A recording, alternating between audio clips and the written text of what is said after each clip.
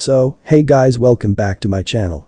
This is one of my favorite fanfic. What if Naruto was too into Tsunade, Anko, Tayuya and More kunoichi and unlocked a rare Uzumaki bloodline before the Chunin exam final battle? Basically, his dynamic with each of them presents unique challenges. But Tsunade, the gap in experience and authority creates tension. With Anko, Naruto is drawn to her rebellious and dark nature, and Tayuya's sharp attitude stirs something unexpected in him. On 200 likes, the next part will be uploaded. Now put your headset on and enjoy the story. Chapter name. Naruto returns with Tayuya after unlocking Hishigan, a rare Uzumaki Taijutsu.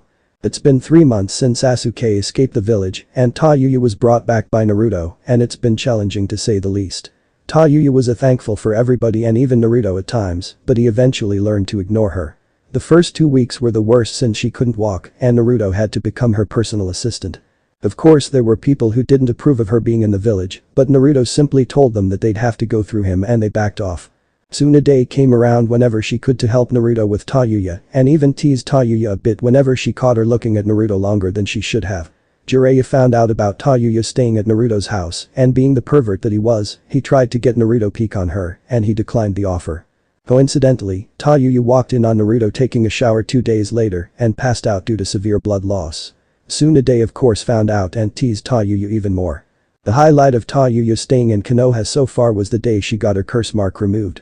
Of course Anko had hers removed first, but Tayuya was the highlight of the day. They managed to remove it and were shocked that during the unsealing process, another Orochimaru started to form.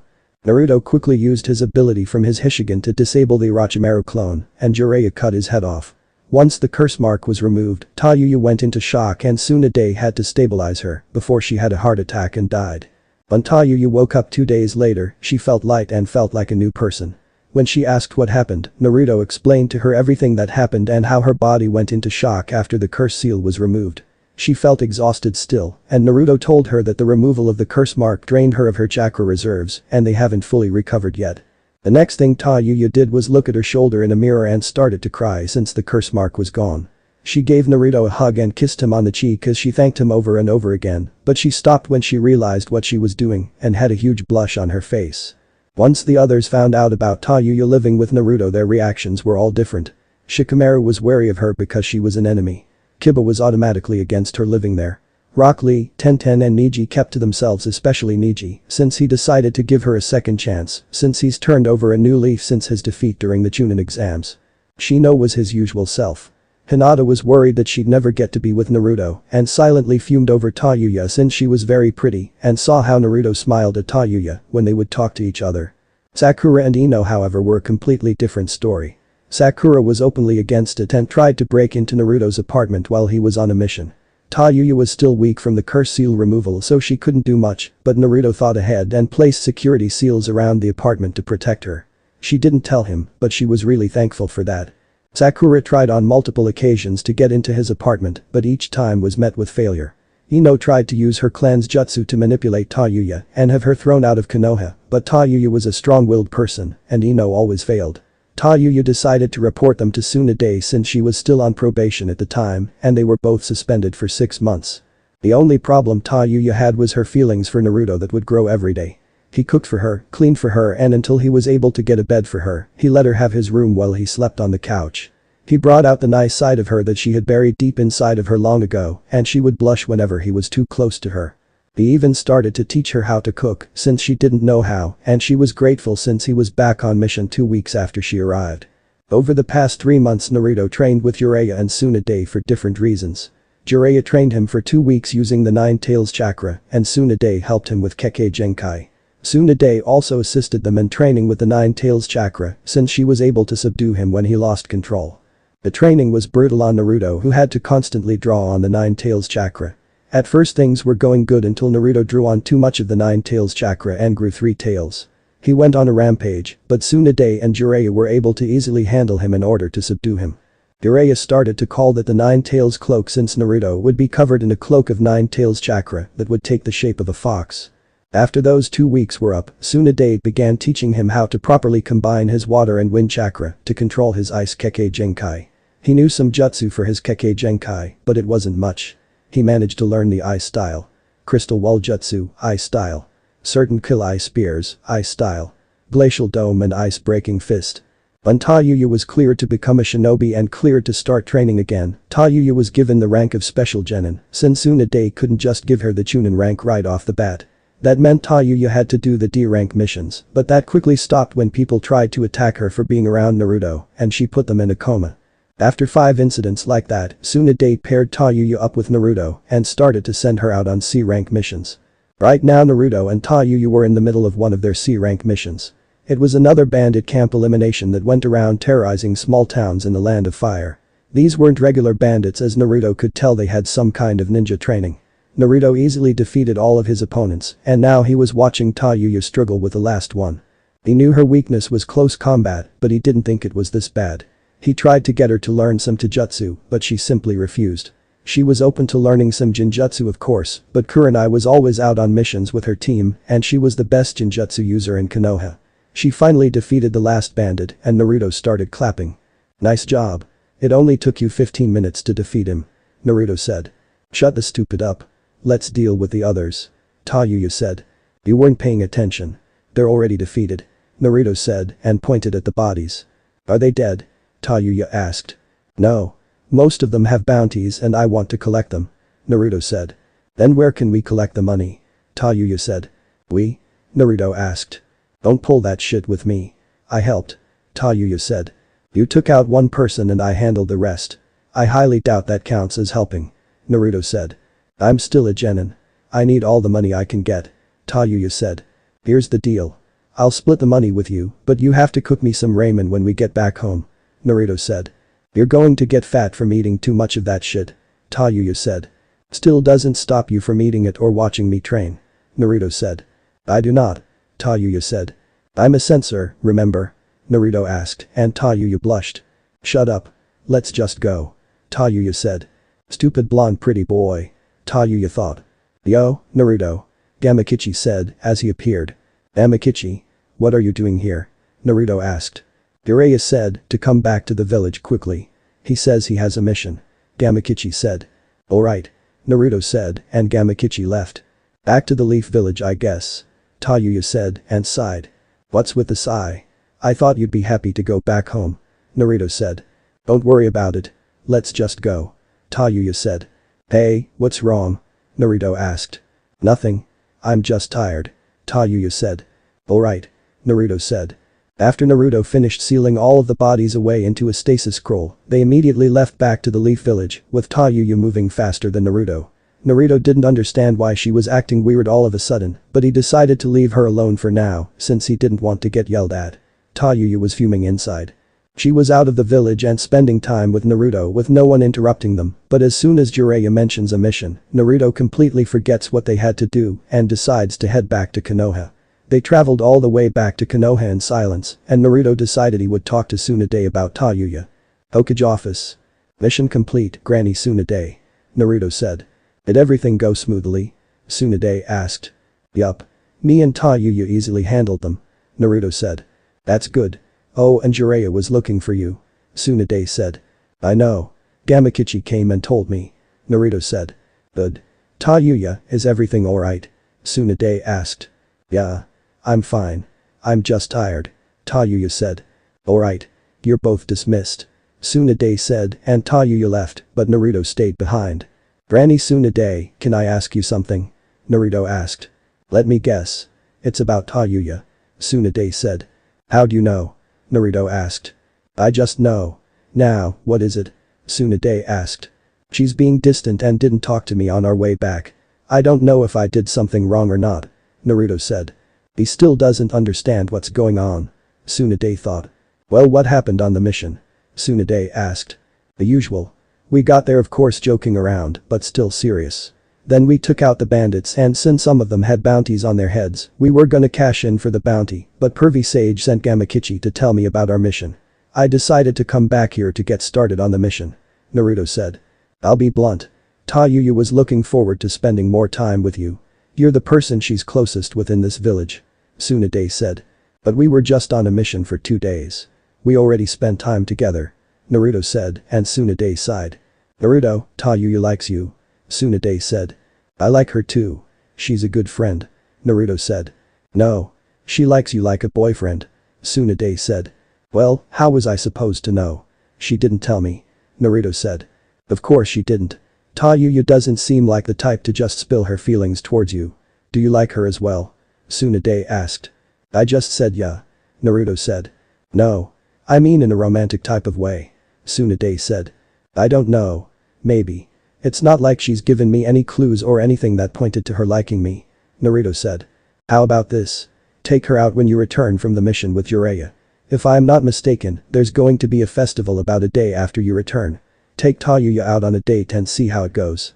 Tsunade said. I guess you're right, but there's a problem with that festival. Naruto said. What's that? Tsunade asked. The festival coming up is the Nine Tails Festival, and I never go to those. Naruto said. Damn it, that is right. Tsunade said. I guess I'll go this year for Tayuya and to see how I feel, but I can't make any promises that I won't fight anybody that attacks me. Naruto said. Just try to have a good time. Tsunade said. I'll try. Naruto said. You're gonna be 14 and I feel like I barely spent any time with you outside of training. Tsunade said. Don't worry. When I get back from my trip with Pervy Sage we can spend time together. Have a mother and son kind of day. Naruto said. Mother?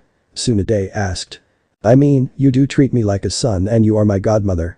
Since we've officially met you've shown me the love and care an actual mother would. I know I call you Granny Tsunade, but I think of you as my mom. Naruto said, and Tsunade smiled before giving him a hug. I'll make sure to clear a day for when you get back. Tsunade said, and they broke the hug. There's just one thing bothering me. Naruto said. What is it? Tsunade asked. I'll be leaving in a month or two with Pervy Sage for my training trip. Does it make sense to start a relationship when I'm about to leave in 2 months? Naruto asked. You have a point. Just spend time with her to see how it goes. After that before you leave see where you two stand. Does she know you're leaving? Tsunade asked. No. Me and Pervy Sage figured it was best that only you and the elders know. Well, not Danzo, but the other two. Naruto said and sat down on the couch in her office. You know if she sees you leaving she'll ask to come with you or try to kill you, right? Tsunade asked. I know. Was it this bad when you fell for Pervy Sage? Naruto asked. No. Actually the roles were reversed on our end. Jiraiya always loved me, but I was never sure or I would deny it. I didn't accept my feelings for him until I was gone from the village and didn't see him. You have a chance at love and if I were you, I'd take it before it's too late. Tsunade said. We'll see what happens. I'll see you later. It's time for me to meet Pervy Sage. Do you know what rank this mission is? Naruto asked. You have to ask him. Tsunade said. Alright. Naruto said and vanished. Hot springs. Pervy Sage, you should really find a better hobby. Naruto said as he arrived at the hot springs. Why? This is the greatest hobby ever. Jiraiya said and started to giggle. Whatever. Gamakichi told me you had a mission for us. Naruto said. It's not really a mission for me, but it is for you. You remember Koyuki Kazuhana, right? Jiraiya asked. Yeah. I had a mission 2 months ago to protect her and wound up killing her uncle after he tried to take over the land of snow. She even took a picture with me and gave me a kiss on the cheek. Naruto said. Good. I've been trying to get her to be the lead actress in my book that was picked up for a movie and she agreed to sign the contract, but on one condition. Jiraiya said. I'm sure it involves me. Naruto said. It does. While we're filming she wants you to be her bodyguard. There's been another assassination attempt on her life and she thinks it's somebody who worked for her uncle. They use that same chakra armor and her guards don't stand a chance against it. If you find the person who's doing it, then take them out. This is an S-rank mission. Jiraiya said. So, when do we leave? Naruto asked. She's sending an aircraft to meet us near the Valley of End. We should leave now and we'd get there by the time the aircraft arrives. Jiraiya said. How long will we be gone? Naruto asked. About a month and a half. Since our trip was delayed due to Tsunade wanting to give you some field experience, we'll be leaving the day after your birthday. Jiraiya said. It's still for 2.5 years, right? Naruto asked. Yeah. Maybe with us delaying our departure, the Akatsuki will delay their plans as well. Now, let's get going. The airship will be here soon. Jiraiya said and they vanished. Land of Snow. After going to the Valley of End and getting on the airship, Naruto and Jiraiya finally made it to the Land of Snow. Koyuki wasn't with them since she was stuck in a meeting, but she personally invited them to her home. Naruto looked around a bit and noticed everyone was happier now since Dato was dead and Koyuki took over. They were being personally escorted to Koyuki even though they didn't need it. Another thing that Naruto and Jiraiya learned was that Naruto had a huge following over in the land of snow. In other words, Naruto has fangirls and they nearly got to him a few times. Now, he had to walk around with a henjon so nobody would see him. He saw Jiraiya was for once being serious, but he knew it was only a matter of time before he did something perverted and he hoped it didn't involve Koyuki. "We're here. Lady Koyuki is just beyond these doors," a guard said and they entered the room. "Naruto. It's so good to see you again," Koyuki said and she gave him a huge hug squishing his head between her balloons. "Lucky brat," Jiraiya thought. "It's good to see you as well, Koyuki. Oh, and this is Jiraiya, but I like to call him Pervy Sage," Naruto said and Jiraiya punched him on the head. "Stop calling me that," Jiraiya said and Koyuki giggled. "Nice to officially meet you, Lord Jiraiya," Koyuki said and bowed. "Pleasure is all mine," Jiraiya said and had a certain look on his face. "Hey, Pervy Sage. Stop looking at her like she's a girl at the brothel house," Naruto said. "Shut up," Jiraiya said. "Stop being a perv and I will," Naruto said and this caused a glaring contest between the two. "Still haven't changed, Naruto. Although, Lord Jiraiya. I must warn you that your antics are strictly forbidden in my country. I have no problem placing you under arrest and nullifying the treaty between our villages," Koyuki said and Jiraiya was nearly heartbroken. "Almost 2 months with no peeking. How will I ever survive?" Jiraiya thought. "I can tell you right now that you were the first person he tried to spy on," Naruto said. "I know. That is why I will be staying in a secret location guarded by you, Naruto," Koyuki said. "What about food?" Naruto asked and Koyuki sighed. "I have the best chefs we have cooking your ramen as we speak. Now, shall we get onto business?" Koyuki asked and Jiraiya spoke up. "I'm excited and happy that you've accepted the contract. I honestly didn't think that you would," Jiraiya said. "Well, this was the first role I was offered since I took over. Now, I have one thing I would like to change up," Koyuki said. "What would that be?" Jiraiya asked. "I wish to use a stunt double for the sex scenes. Your movie has actual sex and I'm not comfortable being naked on camera or in front of people. Naruto's the exception since he's already seen me like that," Koyuki said and Jiraiya was jealous of Naruto right now. "We don't have enough time to find a stunt double. That and your looks are unique," Jiraiya said. "That is all I want. I will do the movie, but not the porno scenes. Isn't there some kind of way to find somebody in a week?" Koyuki asked. "I'm afraid not," Jiraiya said. "You two can't be serious. The solution is so simple.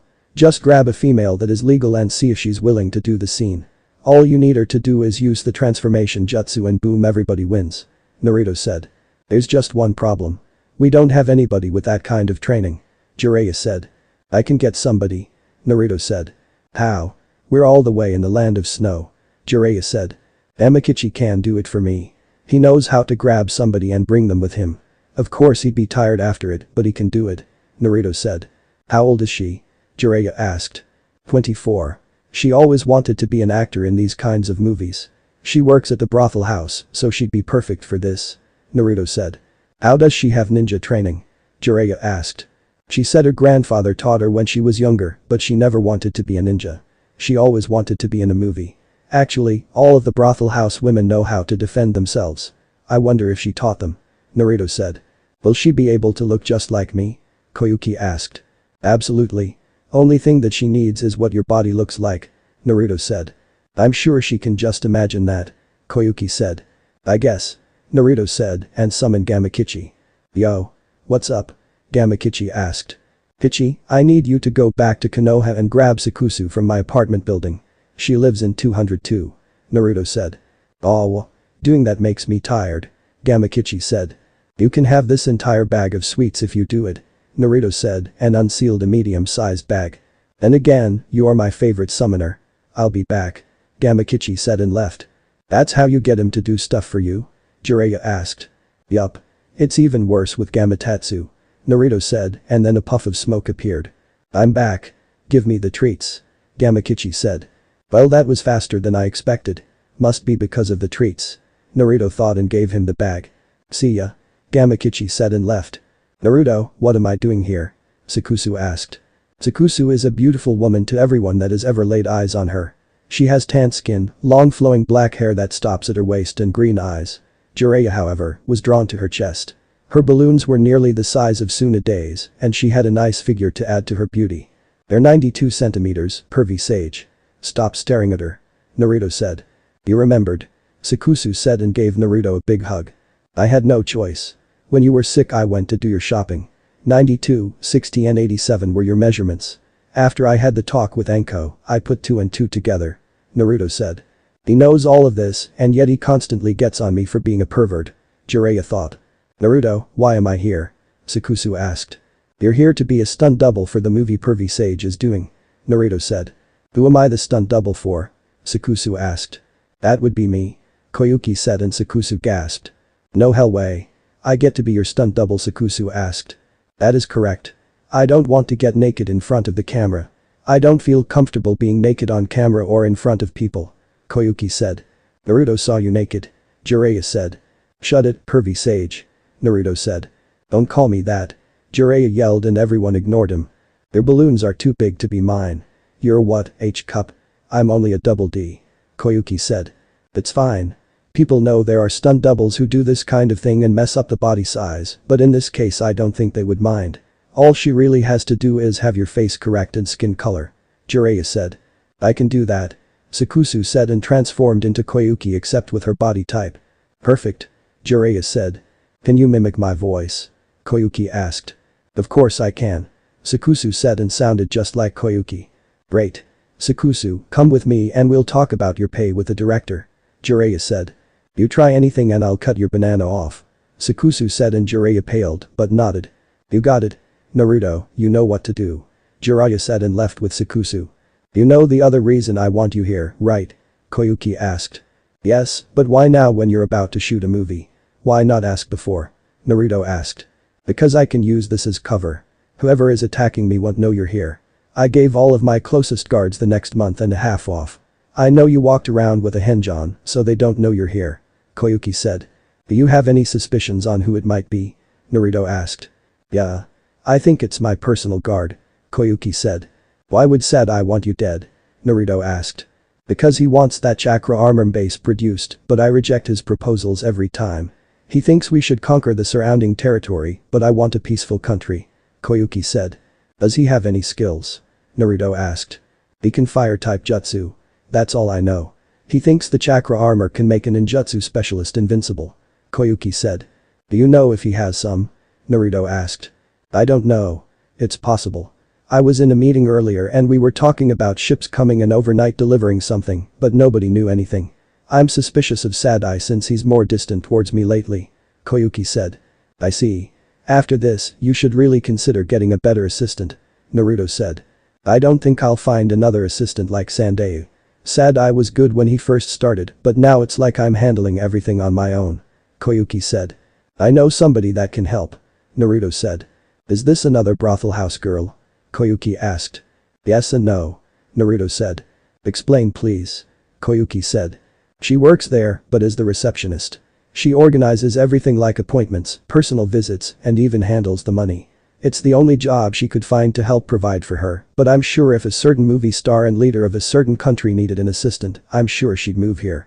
Naruto said. How old is she? Koyuki asked. 21. Naruto said. The airship that will take you back, I want her on it.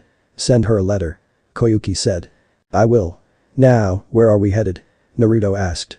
Well, I want your help with something. Koyuki said. What would that be? Naruto asked. Teach me some of your fancy ninja moves. Koyuki said. I tried last time. What made you change your mind? Naruto asked. Last time you asked me was right after you killed my uncle and then we had Sandayu's funeral. Koyuki said. True. Now, what would you like to learn? Naruto asked. Everything. Koyuki said. Fine. Do you have access to your chakra yet? Naruto asked. Yeah. Koyuki said. Channel some chakra then. Use the tiger seal and gather as much chakra as you can. Naruto said and showed her the tiger hand sign. Okay. Koyuki said and after a few tries she finally released some chakra. She must have been using chakra throughout her life without even realizing it. She has Jonin level reserves. Now comes the fun part, chakra control training. Naruto thought. Alright. You can stop now. Naruto said. How was that? Koyuki asked. That's good. You have as much chakra as a Jounin would. Now, comes the part of you learning to control your chakra. Naruto said. What's first? Koyuki asked. Tree walking, but I'll have you do it on the walls. This involves channeling a fixed amount of chakra to the bottom of your feet and using that to climb the wall without your hands. Too little chakra and you'll. Too much chakra and you'll be pushed off the wall and fall. What I want you to do is try and get to the ceiling since this is a pretty big room. Naruto said. Sounds easy enough. Koyuki said. If you say so. Naruto said. How long should it take me to get this down? Koyuki asked. It really depends on your ability to control your chakra really. It took me a few days to learn this, but my chakra is difficult to control because I have so much of it. If you have a natural talent at controlling your chakra, I'd give you a few hours a day. Naruto said. Then let's get started. Koyuki said. 2 weeks later. Naruto and Koyuki were currently in a spar, which was something they've been doing during her free time. In the past 2 weeks, Koyuki has mastered tree walking and water walking. Naruto also taught her the shadow clone jutsu, and since Koyuki was able to make 5 shadow clones. While they would spar, Naruto would have her make 4 shadow clones and teach them some water ninjutsu since that was one of her chakra natures, with the other being lightning. Alright. That's enough for today. Naruto said, and Koyuki collapsed to the ground. Why are you training me so hard? Koyuki asked. Trust me. This isn't hard. Anyway, I only have a month left to help you train and I want to get as much done as possible. Naruto said. At least my schedule for the movie isn't that bad. Koyuki said.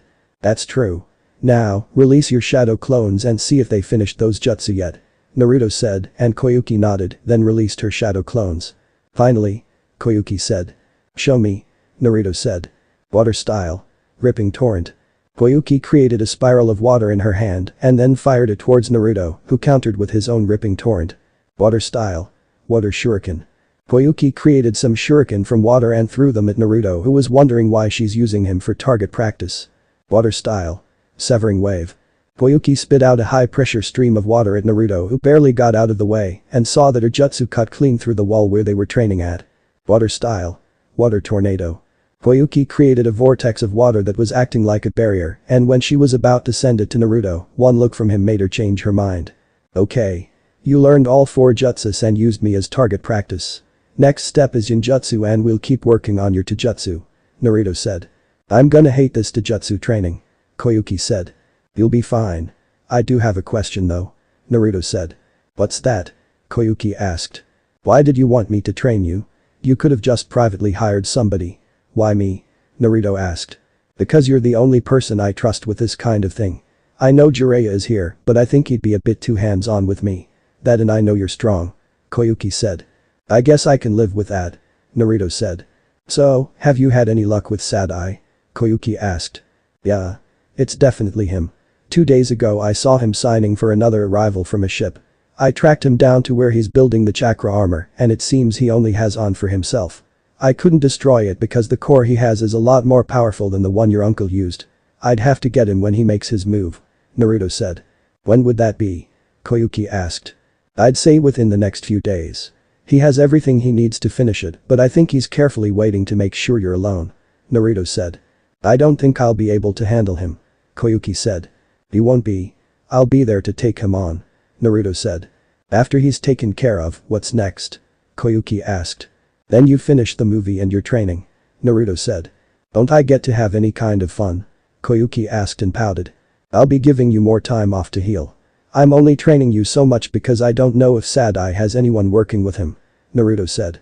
I just thought about this. Can that girl you recommended protect herself as well like Sakusu? Koyuki asked.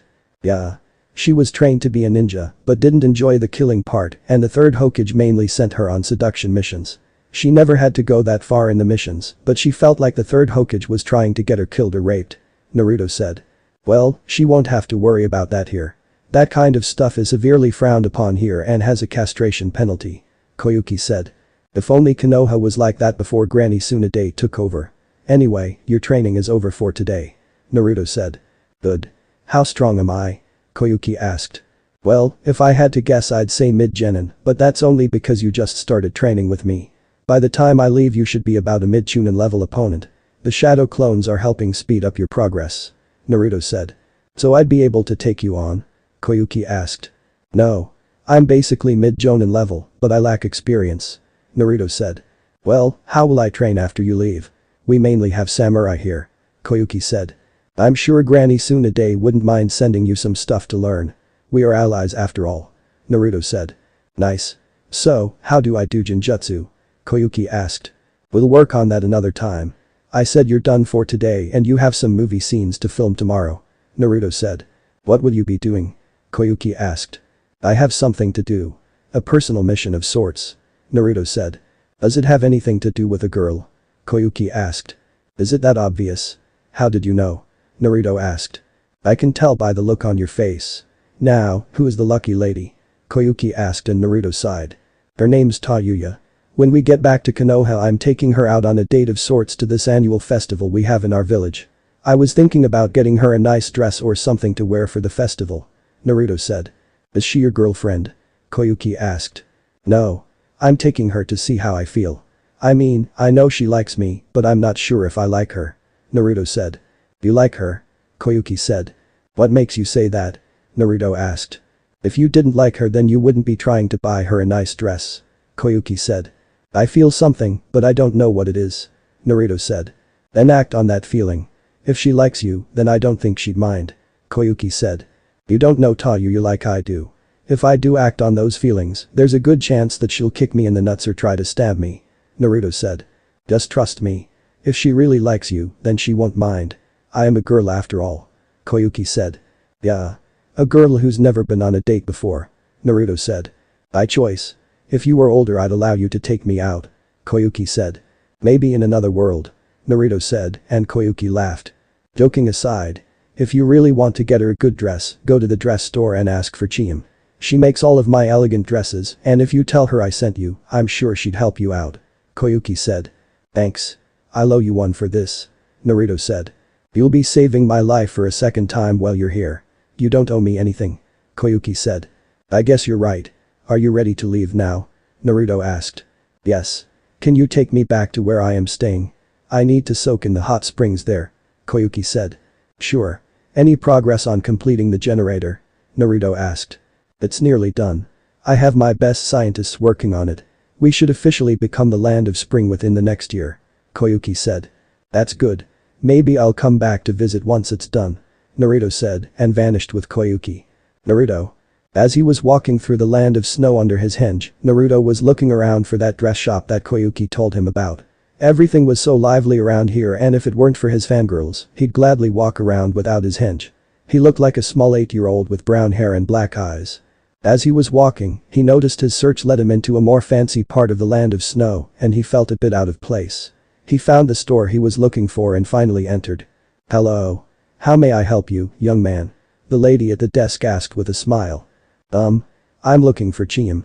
I was told to come here to get a custom dress made. Naruto said. Aren't you a bit too young to ask for a custom dress? The cashier asked and Naruto looked around before dropping his henge. It's me, Naruto Uzumaki. Naruto said. Oh gosh. It's really you. The cashier said and Naruto placed his hand over her mouth. Please, keep it down. Nobody is supposed to know I'm here, but I had to do this. Naruto said and she nodded. Sorry. It's just that you're famous in the land of snow. Anyway, Chiem is around back. Just go through that door and she should be in her office. The lady said and pointed to a door. Thanks. Naruto said and went through the doors. Well, this is a surprise. The famous Naruto Uzumaki is in my shop and he is personally looking for me. To what do I owe the pleasure? Chiem asked. Koyuki sent me here to get a custom dress made. Naruto said. Who's the lucky lady? Chiem asked and pulled out a notepad. Seriously? Do I have a note or something on my face? Naruto asked. Honey, I've been in this business for 20 years. I know when a dress is for a girl or not.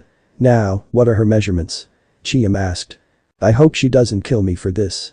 If she does, I blame Shizune for forcing me to go shopping with her. 30, 32, 35. Naruto said and Chiem wrote it down. That's odd for a measurement, but I'm sure she'll have a massive growth spurt soon. What's her personality? Chiem asked.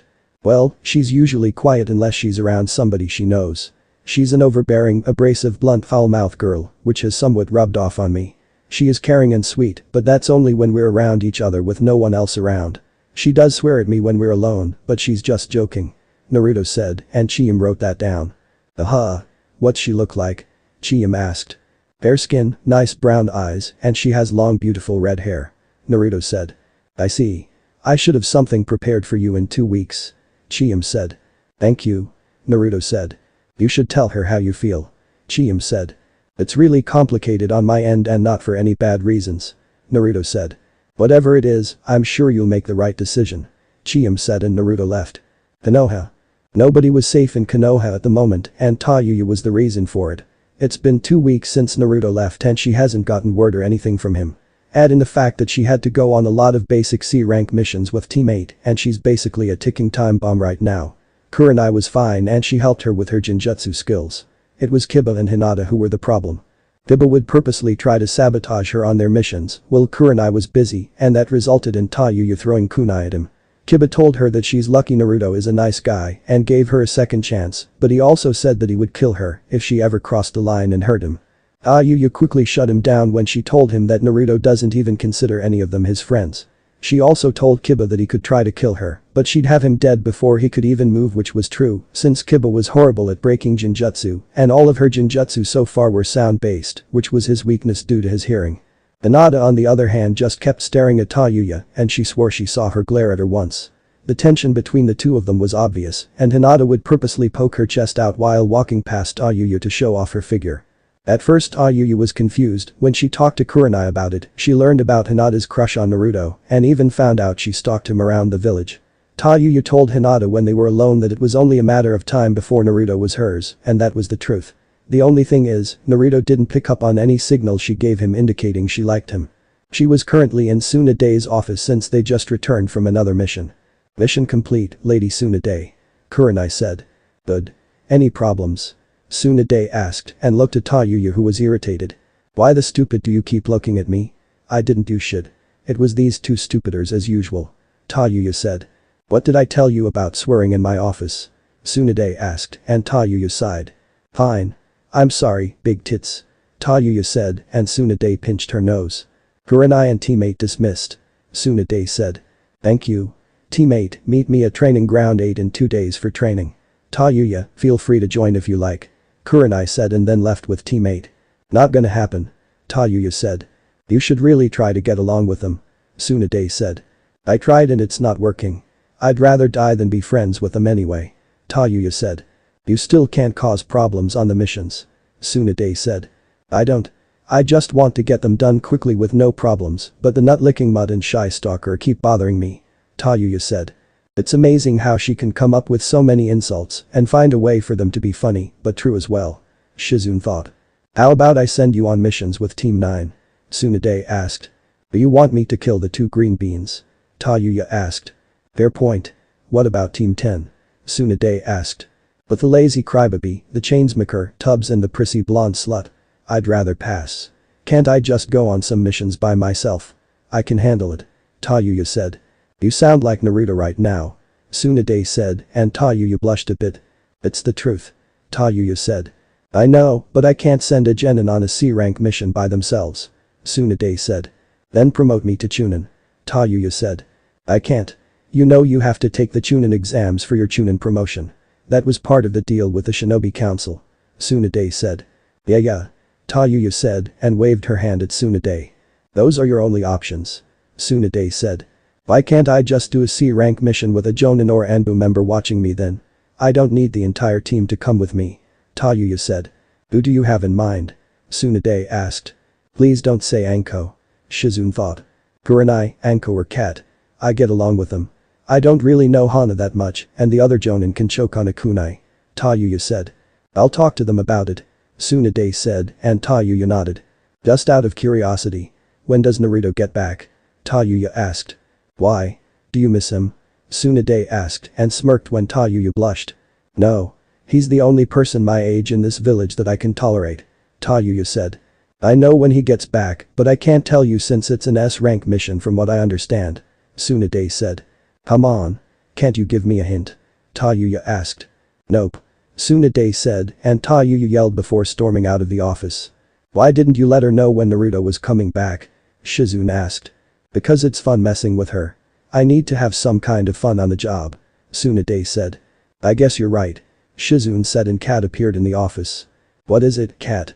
Tsunade asked. Tayuya has gone on a rampage again. Do I have permission to apprehend her? Kat asked.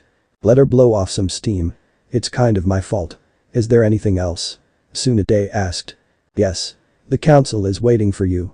There was an emergency meeting called about Naruto not being in the village. Kat said. Who called the meeting? Tsunade asked. Elder Danzo. Kat said. Of course he did. I'll be there shortly. Tsunade said, and Kat vanished. That's odd. Shizune said. I know.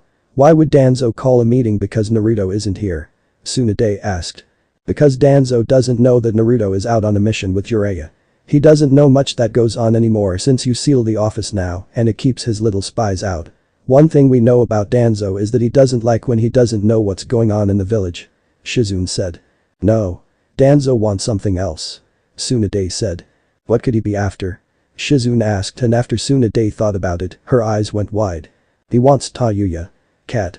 Tsunade yelled. Yes, Lady Tsunade? Kat asked. I want you to grab Anko and Kurenai. Go protect Tayuya at any cost. Tsunade said. Of course. Kat said and vanished. Why would Danzo want Tayuya? Shizune asked. He doesn't want Tayuya. He wants Naruto and he knows if he can get Tayuya, then he can blackmail Naruto into joining him. Tsunade said. That isn't very smart. Danzo is putting the entire village at risk. Naruto would lose control of the Nine Tails if something happened to Tayuya. Shizune said. I know. That's why I have 3 of my top jonin and an Anbu going to help her. Tsunade said. What will we do about the meeting? Shizune asked. We'll go, but act normal. Tsunade said. Konoha Forest. Who the stupid are you and what the stupid do you want? Tayuya asked as she was surrounded by 15 blank mask Anbu. Our master would like a word with you. The obvious captain said. Tell your boss I said to kiss my hell base. Tayuya said and pulled out her flute. Better. Use force, but do not kill her. The Anbu captain said, but that's when Anko, Kurenai and Kat landed in front of Tayuya. Oh. You guys weren't going to start without us, were you? Anko said. Either leave or die. Kat said. Kill them all. Leave the girl alive. The captain said. It's like you're a magnet for trouble, Tayuya. Kurenai said. Shit happens. Tayuya said. Let's do this. Anko said. Anko pulled out 2 kunai and ran towards the first 2 Anbu members she saw. The Anbu members pulled out their Tanto swords and swung at Anko, but she did a split to avoid the swipes and threw a kunai into each of their groin. Anko removed the kunai and then quickly slit their throats. She was nearly kicked from behind, but her years of experience kicked in and she used her hidden shadow snake hands to grab the Anbu and threw a kunai straight through his skull. These guys aren't that strong. Anko said and pouted. We have our orders, Anko. Kurenai said. Kurenai ducked out of the way from a head kick by an Anbu and quickly trapped him in the Hellfire Jinjutsu. Before the Anbu could break the Jinjutsu, Kurenai threw multiple shuriken into his body. She saw 2 more Anbu coming at her and she trapped them in the tree-binding death Jinjutsu, then watched as the Anbu fell to the ground dead since the tree exploded. 6 down, 9 more to go. Kurenai said. Tayuya hid in the trees using the double full surrounding Jinjutsu to keep herself hidden. She used the summoning jutsu to summon her Doki into the fight. Once the Doki were summoned, Tayuya used her flute to control her Doki and had them attack the 4 Anbu members that were still trapped in her Jinjutsu still. Since she no longer had the curse mark, it was hard for her to have complete control over the Doki since she didn't have that evil presence on her anymore, but she had just enough control to have them smash the 4 Anbu members and kill them. She's right. These guys are hell weak. How the stupid didn't they know they were under a damn Jinjutsu? Tayuya asked, and Kurenai sighed. We really need to work on that mouth of yours. Kurenai said. My mouth is pretty hell fine. Tayuya said. I don't see a problem with how she talks. Anko said. Of course you don't. Kurenai said, and then the 5 remaining Anbu members fell to the ground. What the stupid was that? Tayuya asked. Did you forget that I was here? Kat asked. Well, yeah. I'm not a hell censor and I thought you got your pretty base out of here. Tayuya said. How do you know I'm pretty? You don't know what I look like. Kat said. There's only 2 people in the damn village with purple hell hair. I know who you are. Tayuya said. She's got a point. Anko said. Let's just seal the bodies and report to Lady Tsunade. Kurenai said. That's not going to happen. Anko said. Why? Tayuya asked. Look. Anko said, and they saw all the bodies go up in flames. What the hell? Was that the aftermath of your Jinjutsu? Tayuya asked. No. I had nothing to do with that. Kurenai said. Wait. How do you know I was in trouble? Tayuya asked. Lady Tsunade had a feeling you were in danger since an emergency meeting was called about Naruto being gone, but it's never happened like that before. Kat said. Then Big Tits must have known that the Anbu would come after me. I thought the Anbu only responded to her, the Anbu captain and Anbu commander. Tayuya said. They do, but I don't think these are normal Anbu members. Anko said. What the hell does that mean? Tayuya asked. We need to go to Lady Tsunade. Kat said, then vanished with Anko and Kurenai. What the stupid. Aren't you hell forgetting something? Tayuya yelled and Kurenai came back. Sorry. Kurenai said and grabbed Tayuya before vanishing. Tsunade's office. So, I was right. Tsunade said.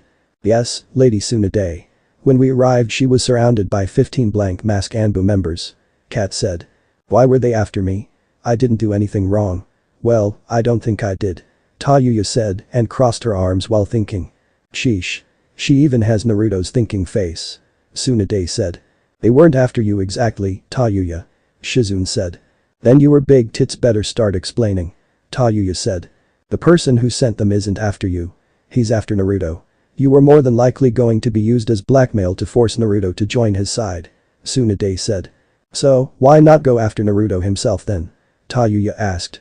Because Naruto is the Nine Tails Jinchuriki and the guy doesn't want Naruto to release the Nine Tails, but he made one miscalculation. Tsunade said. What's that? Anko asked. Tayuya, what do you think Naruto would do if he found out somebody in this village was holding you hostage? Tsunade asked. Look for me. Tayuya said. That's right, but when he finds you, there's a chance that he can release more Nine Tails chakra than he can currently handle and fully release the Nine Tails. Either way this village would be destroyed. Tsunade said. Damn. So, who's the guy that sent the Anbu after me? Tayuya asked. His name is Danzo Shimura and he's an elder on our council. Tsunade said. Bandage over his eye and missing an arm? Has an X on his chin. Tayuya asked. Yeah. How do you know him? Shizune asked. A few years ago I saw him talking with Orochimaru about something, but I didn't know what it was about since they were talking quietly. Tayuya said.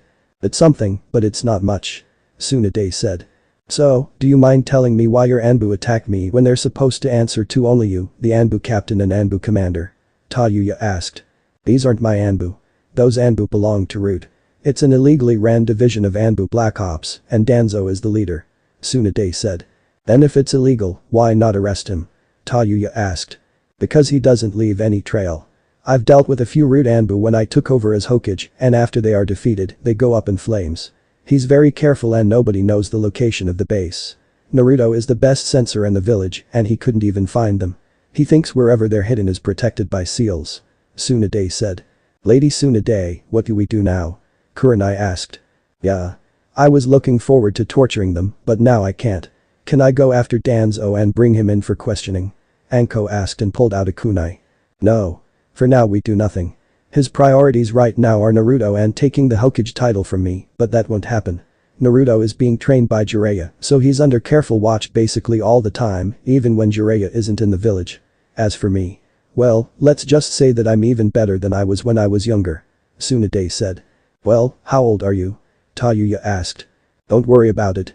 Tsunade said. I bet Naruto knows. Tayuya said. He does, but he swore he won't tell anybody. Tsunade said. I can get it out of him. Tayuya said, with confidence. I told him if he tells anybody my age, then I'll personally have the Ichirikas ban him from eating there ever again. Tsunade said. Damn it. Tayuya said. Will Danzo come after us now? Kurenai asked. No. He knows both of you are needed to keep Konoha safe, since you're some of the top jonin, and Kat is the Anbu captain. Tsunade said. What about me? I mean if that's all he's sending after me then I can handle them easily. Tayuya said. No. If he makes another move on you, then next time the Anbu he sends will be stronger. Shizune said. Then what do I do? Tayuya asked. You train obviously. He'll go in the shadows for now since he knows he failed and that gives us time to prepare. I don't know what you want to train in, but I'll give you 2 weeks 3 weeks to make up your mind before I choose a training regime for you. Tsunade said. Fine. I'll look into some stuff. Tayuya said. Good. You're all dismissed. Tsunade said and they left the office. Lady Tsunade, perhaps it is best that you implement your medical program now with everything going on. The Akatsuki were one thing, but now Danzo has joined our list of oncoming problems. Shizune said. Yes, I know. I want a list of everyone you think would benefit the most from this course. Both of us will be leading this, but it will mainly be you since I have my Hokage duties to deal with as well. Tsunade said. Yes, Mladen. Shizune said and left the office. As soon as Shizune left the office, Tsunade pulled out a bottle of sake and took a huge gulp. Things would be so much better once the current threats are dealt with and she can actually relax. She was looking out the window when a messenger toad came and delivered a letter to her from Naruto. He told her that he was training Koyuki and he needed her to send over some scrolls for her to learn from once he leaves. That pretty much told her where he was at, and he also told her he was having a dress made for Tayuya to wear for the festival. This was all unexpected, but she was dealing with Naruto here and she smiled. She quickly wrote a response to him and placed some ninjutsu scrolls, jinjutsu scrolls, taijutsu scrolls and even a copy of some of her medical ninjutsu scrolls and sealed them into a piece of paper she gave back to the messenger toad. She was glad she knew how to seal stuff away, or that would have been more difficult. As the toad went away, Tsunade looked out the window and saw Tayuya walking around. She knew Tayuya would have a hard time figuring out what to do, especially with Naruto leaving for over 2 years with Jiraiya, and that's when she came up with the perfect solution to her problem. The only problem was she didn't know if Tayuya would accept this proposal or not. Naruto was currently on set in the shadows watching Koyuki do her scenes for the day, and he could tell she was frustrated. The person she was doing the scene with couldn't remember his lines, and they were in the 20th take for this one part. It's been a few days since they last trained, and Naruto was sure that Sad-Eye would be attacking today. He had a run-in with him once while he was walking around the village under a different disguise, since he had to drop his henge to the cashier lady.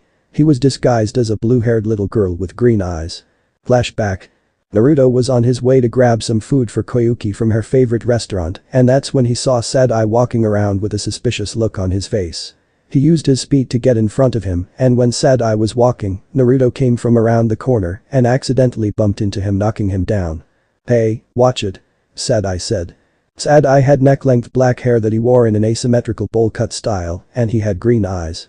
He wore the typical outfit for the land of snow, which was a heavy coat, gloves and boots. "Sorry, sir," Naruto said. "Just watch where you're going next time, little girl," Sad-Eye said. "Time for me to act like Tayuya and see where this goes," Naruto thought. "Hey, stupid you. You bumped into me, you son of a bitch," Naruto said, and Sad-Eye was stunned that a little girl no older than 9 cursed at him. What did you say?" Sad-Eye asked. "You hell heard me. You limp banana ugly stupid. How about you watch where you're hell going next time? I bet your nose touches the wall before your banana," Naruto said, and Sad-Eye's jaw dropped. "You should watch your mouth. You obviously don't know who I hey. Give that back," Sad-Eye said, reaching for a piece of paper Naruto snatched. "What are you making? Ooh, is this some kind of awesome device?" Naruto asked, and Sad-Eye snatched the paper. "Yes. It's a project that I'm working on, and it will make the land of snow a much better place," Sad-Eye said and walked away. So, his chakra armor has the same weakness at the core like the old version. However, his core is much more powerful, and if fight him near the town, it would wipe out a huge part of the town. I'll have to fight him a few miles from here where it's nothing except wide open space, Naruto thought. Flashback end. Naruto told Koyuki and Jiraiya about his run-in with Sad-Eye and agreed that he should fight him away from everything. While Naruto would be fighting Sad-Eye, Jiraiya would guard Koyuki along with Sakusu. Naruto dropped his disguise while he was on set since he was in the shadows. He kept multiple shadow clones around the set to cover every single entrance to the set. As he was watching, Naruto heard the director yell cut once again and told everyone to take a 5-minute break while they went over lines for the actor she was with. Koyuki walked over to the table for some water and to talk to Naruto since she knows where he is hidden. "Tough scene?" Naruto asked from the shadows. "No. The actor I'm with can't seem to remember his lines for some reason. He only needed 2 takes so far, but today it's like he doesn't even know he's in the movie," Koyuki said. "That's odd," Naruto said and activated his Hishigan. "Maybe I should ask to cancel shooting for today," Koyuki said. "You don't have to. He's under a Jinjutsu right now. Most likely Sad-Eye trying to make his move," Naruto said. "Does that mean he's already in the building?" Koyuki asked and Naruto's eyes went wide. "Yeah. One of my shadow clones just popped. Go near Jiraiya and don't leave his side," Naruto said. "Okay," Koyuki said and ran towards Jiraiya. "Koyuki, what's wrong?" Jiraiya asked. "He's here," Koyuki said and Jiraiya grew serious. "Where?" Jiraiya asked. "Well, hello there, Princess Koyuki," Sad-Eye said as he came from the ceiling. "Sad-Eye, why are you doing this?" Koyuki asked. "You aren't fit to run the land of snow. You're too weak-minded and kind-hearted. In this world, strength and power is the only thing that matters. Instead of being allies with the surrounding smaller countries, we should rule them. This chakra armor is the perfect way to do that, but you Sad-Eye was cut off when he was kicked out of the building by Naruto. I really didn't feel like hearing another evil speech. I hear enough from this movie. Naruto said and vanished. Naruto vs Sadai. Sadai landed on the ground and when he looked up he was in the middle of nowhere basically. He jumped back when Naruto landed in front of him and destroyed the ground with a Rasengan. Once the smoke cleared and Sadai saw Naruto, he grew angry and scared at the same time. What are you doing here? Sadai asked. Working. Naruto simply replied. This is none of your concern. Go back to the Leaf Village. Sadai said. That's where you're wrong. You see, other than the fact that Snow and the Leaf Village are allies, Koyuki happens to be a very good friend of mine and she secretly hired me to protect her from you. Naruto said. She knew? Sadai asked. Of course she knew, but she couldn't confirm it. I've been watching you the entire time I was here. The little girl at the market was me and I must say, you've certainly improved the chakra armor. Naruto said. Better materials and an even better core. I must thank Koyuki and her team of scientists since they provided me with the materials I needed. Sadai said. You were stealing supplies she's using for the generator. All that because she rejected your proposal to use chakra armor to conquer the surrounding territories. Naruto said. We have technology to rule this world, but she's too soft. Somebody new needs to take over and that somebody is me. Sadai said. Since you're going to die here I'll tell you a little something about the world you should know. There's a group that's around that even frightens the main 5 great villages. Something as simple as your technology wouldn't even come close to being enough to stop them if they succeed in their plans. Naruto said. With me in charge and base producing chakra armor, we will be invincible. Sadai said. Higher style. Fireball jutsu. Sadai launched a huge fireball towards Naruto and he countered with a ripping torrent. Naruto tried to get close to Sadai, but he would launch jutsu after jutsu at Naruto, forcing him to keep his distance. Naruto decided to play along with this distance game and wait for the perfect opportunity to strike Sadai. Naruto used the Shuriken Shadow Clone and Kunai Shadow Clone jutsu on Sadai, but he was protected by the chakra armor since it created a shield around him. Water style. Try Water Dragon jutsu. Naruto launched 3 water dragons at Sadai who just stood there with a smirk on his face and looked on as the chakra armor absorbed the chakra from Naruto's jutsu, causing water to fall to the ground. Before Naruto could make his next move, he had to jump out of the way from a huge beam that came shooting out of the chakra armor. Higher style. Dragon Flame jutsu. Sadai fired off a dragon flame projectile at Naruto which came at fast speeds, and Naruto barely had time to use the water wall jutsu to protect himself. Before the smoke cleared, Naruto was hit by a fireball jutsu that had less chakra than before, so it did little damage to him. He realized Sadai didn't have much chakra, so he must have stored the chakra into his armor and used it to supply his jutsu, and that energy beam must have used almost all of that chakra he had stored away. The smoke cleared and Naruto had a few burn marks on him that were healing thanks to the Nine Tails healing ability. Naruto removed his Chunin vest leaving him in his red shirt, but he put a confident smirk on his face and cracked his neck. Sadai didn't like the smirk Naruto had, so he shot a rather weak energy beam at Naruto and watched as it exploded on impact. The smoke cleared and Naruto was standing there with his hand up surrounded by his glacial dome jutsu. What? There's no way you should have been able to block that. Sadai said. You lost. I found the weakness in your chakra armor and your skills. You store chakra in the armor, then use it to increase the power of your ninjutsu attacks. That large beam you shot at me used up nearly all the chakra you had stored away. Your actual reserves are small, and your last 2 jutsu barely had any chakra in them. That last beam you shot was so slow that an academy student would have seen it coming. Naruto said. I can still win. Sadai said. No, you can't. Naruto said, from behind him. Lunar Barrage. As soon as Sadai turned around, Naruto punched him in the gut and released a pulse of chakra from his fist to increase the power of the punch. Upon inflicting the punch Naruto took advantage by following up with a fury of rapid untraceable punches. Each punch was so fast that Sadai was unable to block which left him open for another type of punch. This constant barrage of attacks weakened the chakra armor on Sadai and Naruto saw the core was also taking damage. Naruto ended the combo with a very powerful punch to Sadai's stomach, inflicting a lot of damage and making him cough up a large amount of blood. Sadai was sent crashing into a large ice-covered boulder and fell to the ground. And no. It's not over. If I'm going down then I'm taking you with me. Sadai said and ripped the cover off of the power core to his chakra armor. Eye style. Certain kill eye spears.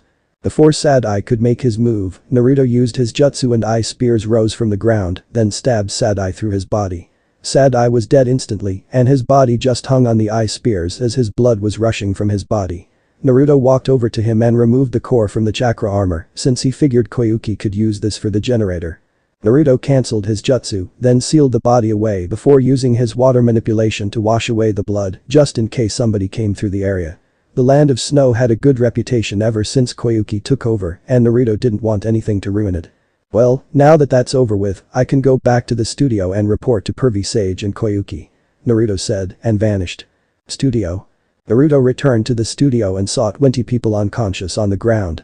Naruto looked around and saw Jiraiya kick somebody towards him, and he knocked the person out with a Rasengan.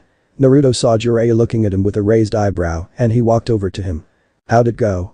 Jiraiya asked. He's done. I see you were busy, Naruto said. Not really actually. Koyuki took out a few of them. I wonder where she learned to fight, Jiraiya said and looked at Naruto, who sheepishly smiled. Come on. You know I did the right thing, Naruto said. I'm just saying a little heads up would have been nice. So, tell me. What did her breast look like covered in sweat? Jiraiya asked as a pen and notepad appeared in his hand. She was completely covered, Pervy Sage. Anyway, where is she? Naruto asked. I'm here, Koyuki said and came out from her hiding spot. Why are you hiding? Naruto asked. The ones Jiraiya took out were too strong for me and he told me to hide. Where's Sadai? Koyuki asked. In here, Naruto said and pulled out a scroll. Can you unseal the body so I can confirm his death? Koyuki asked and Naruto was nervous. Well, here's the thing. I don't know if you want to see this, Naruto said, scratching his head. What did you do? Jiraiya asked. Well, I used my Ice Keke Genkai, Naruto said. I'm ordering you to unseal the body, Koyuki said. Fine, Naruto said and unsealed Sadai's body. Oh my, Koyuki said and threw up in the nearest garbage can. Sheesh. What did you do? He's covered in holes, Jiraiya said. I used my certain kill eye spears jutsu. I kind of used too much chakra, Naruto said. I'll say. He's pierced everywhere except the middle of his chest, Jiraiya said. That's because the power core to his armor was there and I didn't want to risk it, Naruto said. Power core? What did it do? Koyuki asked. It powered the chakra armor, but this one was different.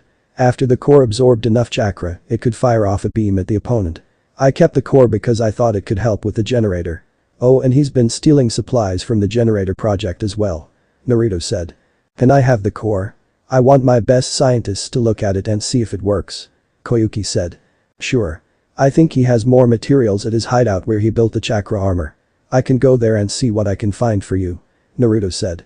Thank you, Koyuki said and gave him a kiss on the cheek.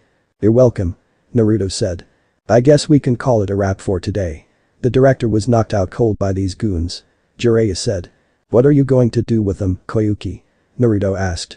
They'll be sent to jail of course and will face their punishment for their actions, Koyuki said. Isn't attacking you a death penalty? Naruto asked. Yeah, but I want them to sweat it out, Koyuki said.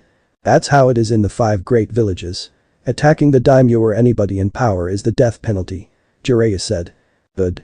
Now, Naruto, will you please escort me to my sleeping chambers? Koyuki said. Even with Sadai dead I still have to guard you? Naruto asked. Yes. My assistant hasn't arrived yet, so you are my guard until she arrives, Koyuki said. Fine, Naruto said. Lord Jiraiya, can you help the guards escort these men to jail? Koyuki asked. Of course. Maybe for helping you I can peep just a little bit, Jiraiya asked. Sure, that is if you're okay with the punishment, Koyuki said. What's the punishment? Jiraiya asked. When you're caught peeping, you stand in front of the women you were spying on and they take turns kicking you in the groin while you're tied at your hands and ankles for 5 hours, Koyuki said and Jiraiya paled. Never mind, Jiraiya said. Thought so, Koyuki said. Ready to go? Naruto said. Yup, Koyuki said and Naruto grabbed her then vanished. Sleeping chambers. After the events of the day, Naruto and Koyuki decided to use the hot springs in her private sleeping chambers. Koyuki didn't mind Naruto joining her since she knew he wouldn't try anything on her and he sat on the opposite side facing her. You know, had you not told me about the Tayuya girl I would be all over you right now, Koyuki said and laughed when Naruto rolled his eyes. At least with you I wouldn't mind. The fangirls on the other hand, Naruto said and shivered. Why wouldn't you mind if it were me? Koyuki said. Because I know you wouldn't want me just because I'm famous. I know you're attracted to me naughty, but when I used my sensing ability on you, it wasn't lust that I felt from you, it was love, Naruto said. Why didn't you ever say anything? Koyuki asked and slid next to Naruto. Because I knew it would never work between us. You being the leader of Snow and me being a ninja all the way in Konoha, you'd be in more danger since my enemies would come after you. That and let's face it, we barely knew each other. Oh, and I kind of had this thing where my girlfriend must have red hair for some reason," Naruto said. "So, if you weren't a ninja in Konoha, lived here and I had red hair, would you date me?" Koyuki asked. "Of course I would. You're nice, smart, beautiful and you'd probably be the exception to the red hair thing," Naruto said. "You do realize I'm older than you, right?" Koyuki asked. "You're only like 3 or 4 years older than me depending on how you look at it," Naruto said. "What? I'm 24. Koyuki said. "No, you're not. You told me after I saved you and you were drunk from the party how old you really were. I know you lied to get in the movies and you were lucky they didn't have sex scenes in them," Naruto said. "I don't remember telling you that," Koyuki said. "You were drunker than Granny Tsunade after she had 2 days off from the office," Naruto said. "That's our little secret," Koyuki said. "Of course," Naruto said and his eyes went wide. "What? Why do you look like that?" Koyuki asked. "I'm a hell idiot," Naruto said. "Huh? Why would you say that?" Koyuki asked. "Tayuya. I can sense feelings as well and I never used it on her to see how she felt." "Oh, I'm such an idiot," Naruto said. "Well, that does make you an idiot. So, I'm guessing you know you like her?" Koyuki asked. "Yeah. I think I do. I didn't actually realize it until I left the dress shop," Naruto said. "So, are you going to make her your girlfriend when you return to Konoha?" Koyuki asked. "I don't know. It's complicated," Naruto said. "How so?" Koyuki asked. "When I get back to the village, I'll only be there for a day and then I'm leaving again with Pervy Sage," Naruto said. "Where are you going?" Koyuki asked.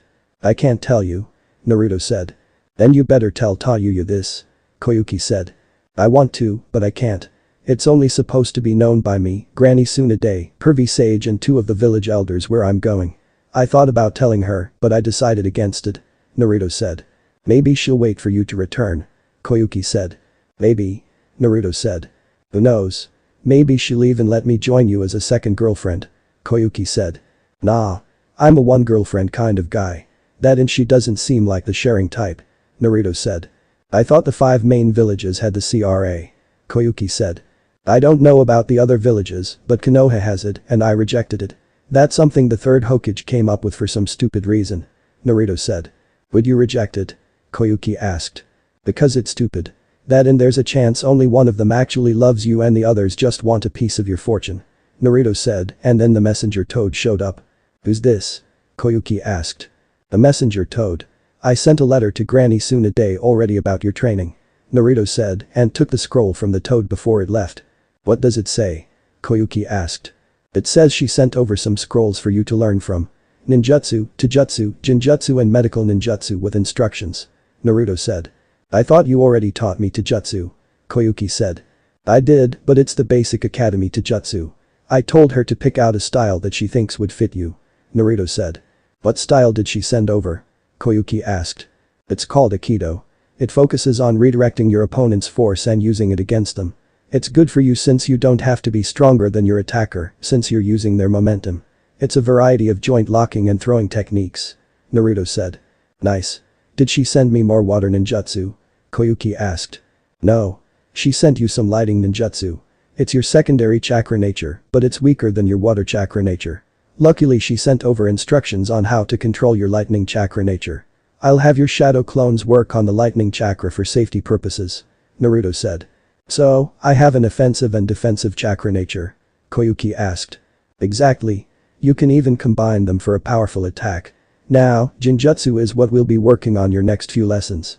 We'll start with detecting and breaking Jinjutsu before I have you cast Jinjutsu. Medical ninjutsu I can't really help you with since my chakra is too dense for it, so I never bothered to learn it, but I'm guessing that's why she included the instructions," Naruto said. "When do we train?" Koyuki asked. "Well, today you can rest. We'll start again tomorrow," Naruto said. "Okay. Are you ready to get out of here? We've been in here for a while," Koyuki said. "Sure," Naruto said and got out of the hot springs. "Oh my," Koyuki said and a splash followed making Naruto turn around. "Koyuki?" Naruto asked and she was passed out with blood coming from her nose. "Naruto's so big," Koyuki mumbled.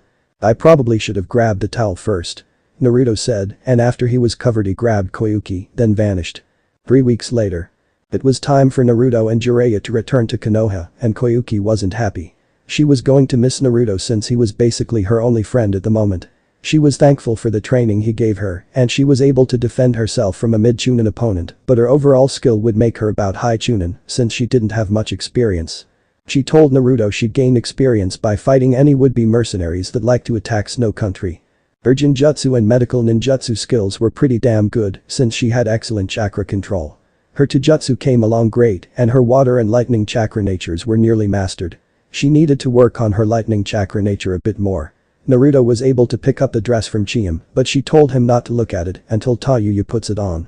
Jiraiya was mainly at his movie since this was the only time he'd be able to see the production, since the movie would be done by the time Naruto's training trip was over.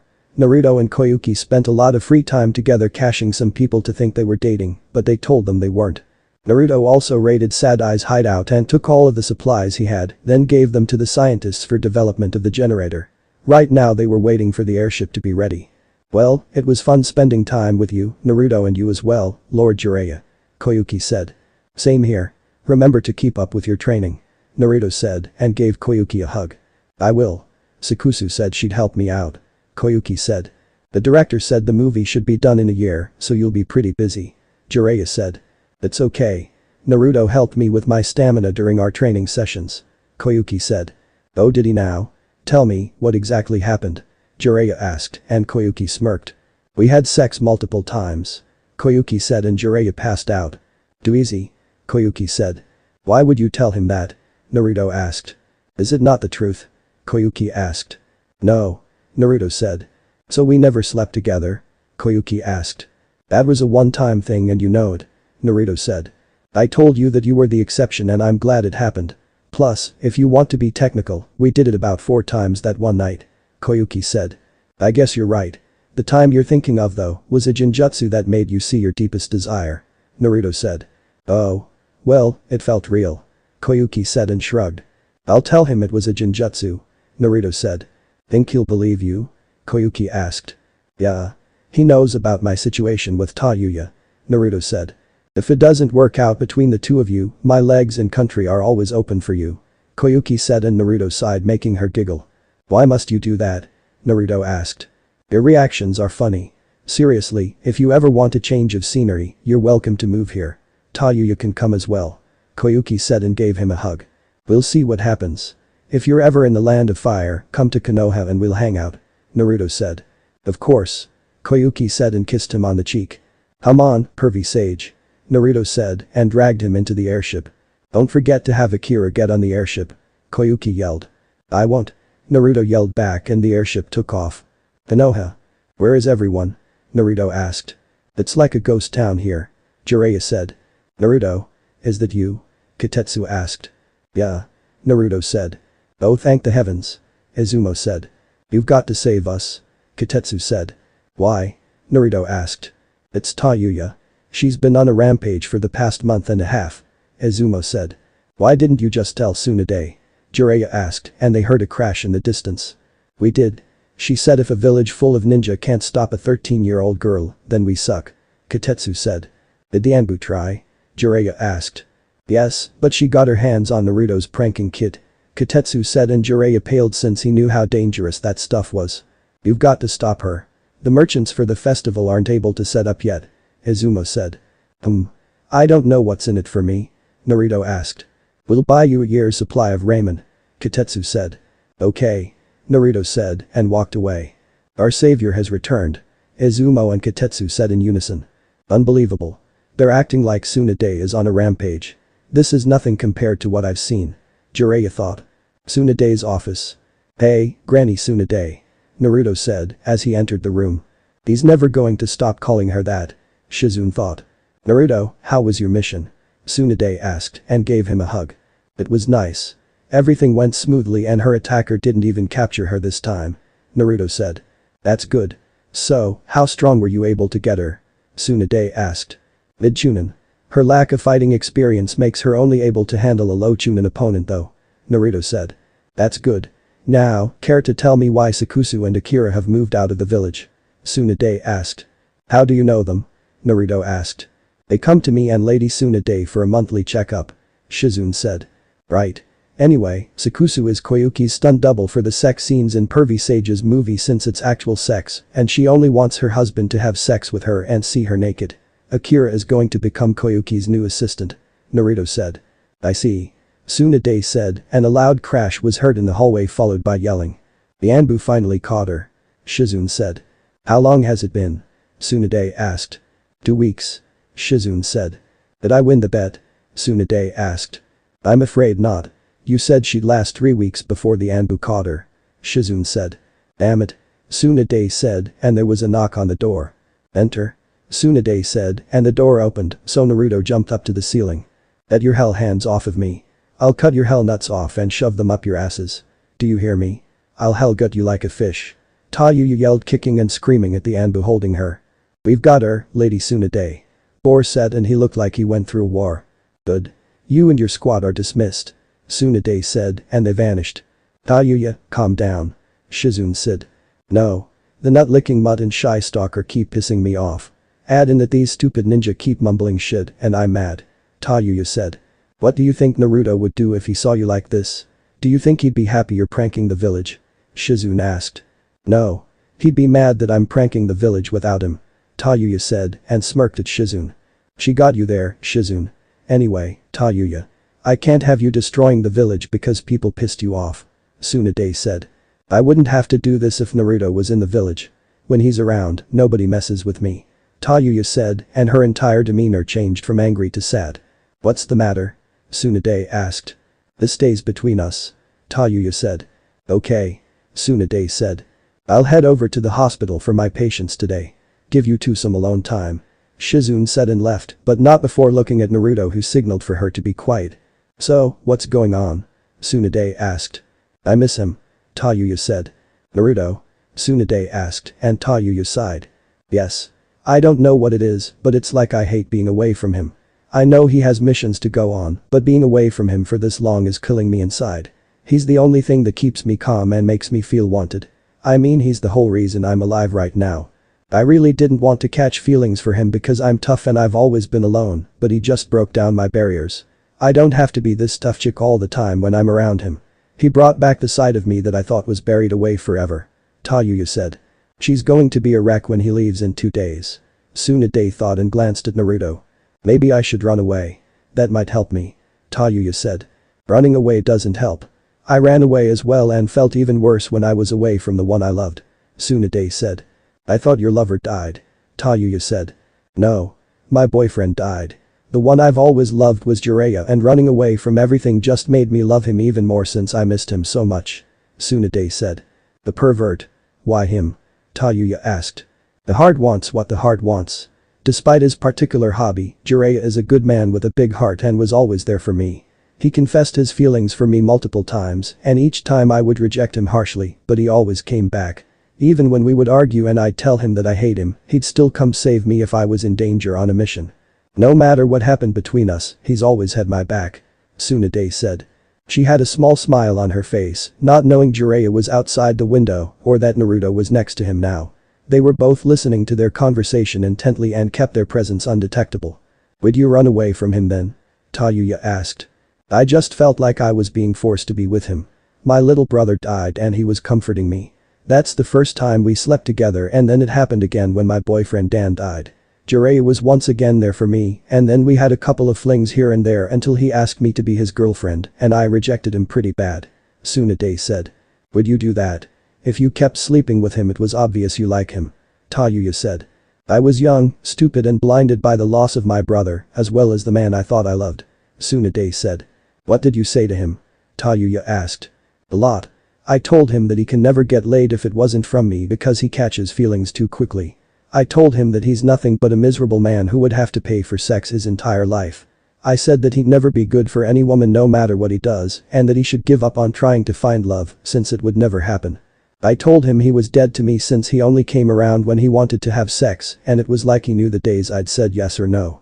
I'll never forget the look on his face that day. It looked as if somebody ripped his heart out and destroyed it in front of his face. After that I haven't seen or heard from him in 2 decades. Tsunade said. Did he ever come back around? Tayuya asked. Yeah. Him and Naruto found me in Tanzaku town while Orochimaru was trying to get me on his side. I didn't know how to react when I saw him. I wanted to tell him how sorry I was right then and there, but he didn't give me the chance and we had to talk about what happened with Orochimaru. Tsunade said. Does he still love you after being away from you for so long? Tayuya asked. I don't know. We never really talked about it. I've only seen him twice since I became Hokage, and that was my coronation day and the day your curse mark was removed. Other than that, he's been off the grid with his spy network, and I only found out about this mission he had with Naruto through a messenger toad. Tsunade said. My situation seems identical to yours. Tayuya said. In a way that's true, but it's not. I hid my feelings from Jiraiya on purpose while he was open about his towards me. You know your feelings towards Naruto, but you aren't purposely trying to hide them from him. Tsunade said. I'm not hiding them. My actions speak for me. I mean always cuddling up to him on the couch, constantly watching him train and staring into his beautiful blue eyes. It's like he doesn't get the hints I'm giving him. Maybe I should just tell him and get it over with. Tayuya said. He knows how you feel. Tsunade said. If he knows, then why hasn't he said anything? Tayuya asked.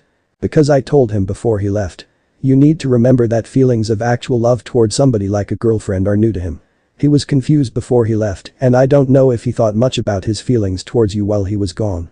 Tsunade said. Then what do? I don't want to lose him to the Hyuga chick. Isn't there something I can do? Tayuya asked. Just give him some time. I know for a fact that he likes you, but he needs to do things in his own way. Tsunade said, and Tayuya sighed. Was Jiraiya with somebody before you? Tayuya asked. Yeah, but I couldn't get mad at him. We weren't together. Why? You think Naruto did something with somebody else? Tsunade asked. Sort of. I mean, it's like every time we go on a mission, if it's a girl involved they always pull him away for a few hours before he comes back. Then it's the picture of Princess Koyuki kissing him on the cheek. Tayuya said. Trust me. Naruto hasn't done anything with anybody. I would know since I'm his doctor now. Tsunade said. What about the Hyuga chick? Tayuya asked. Personally, I don't think you need to worry about her. Tsunade said. Why? Tayuya asked.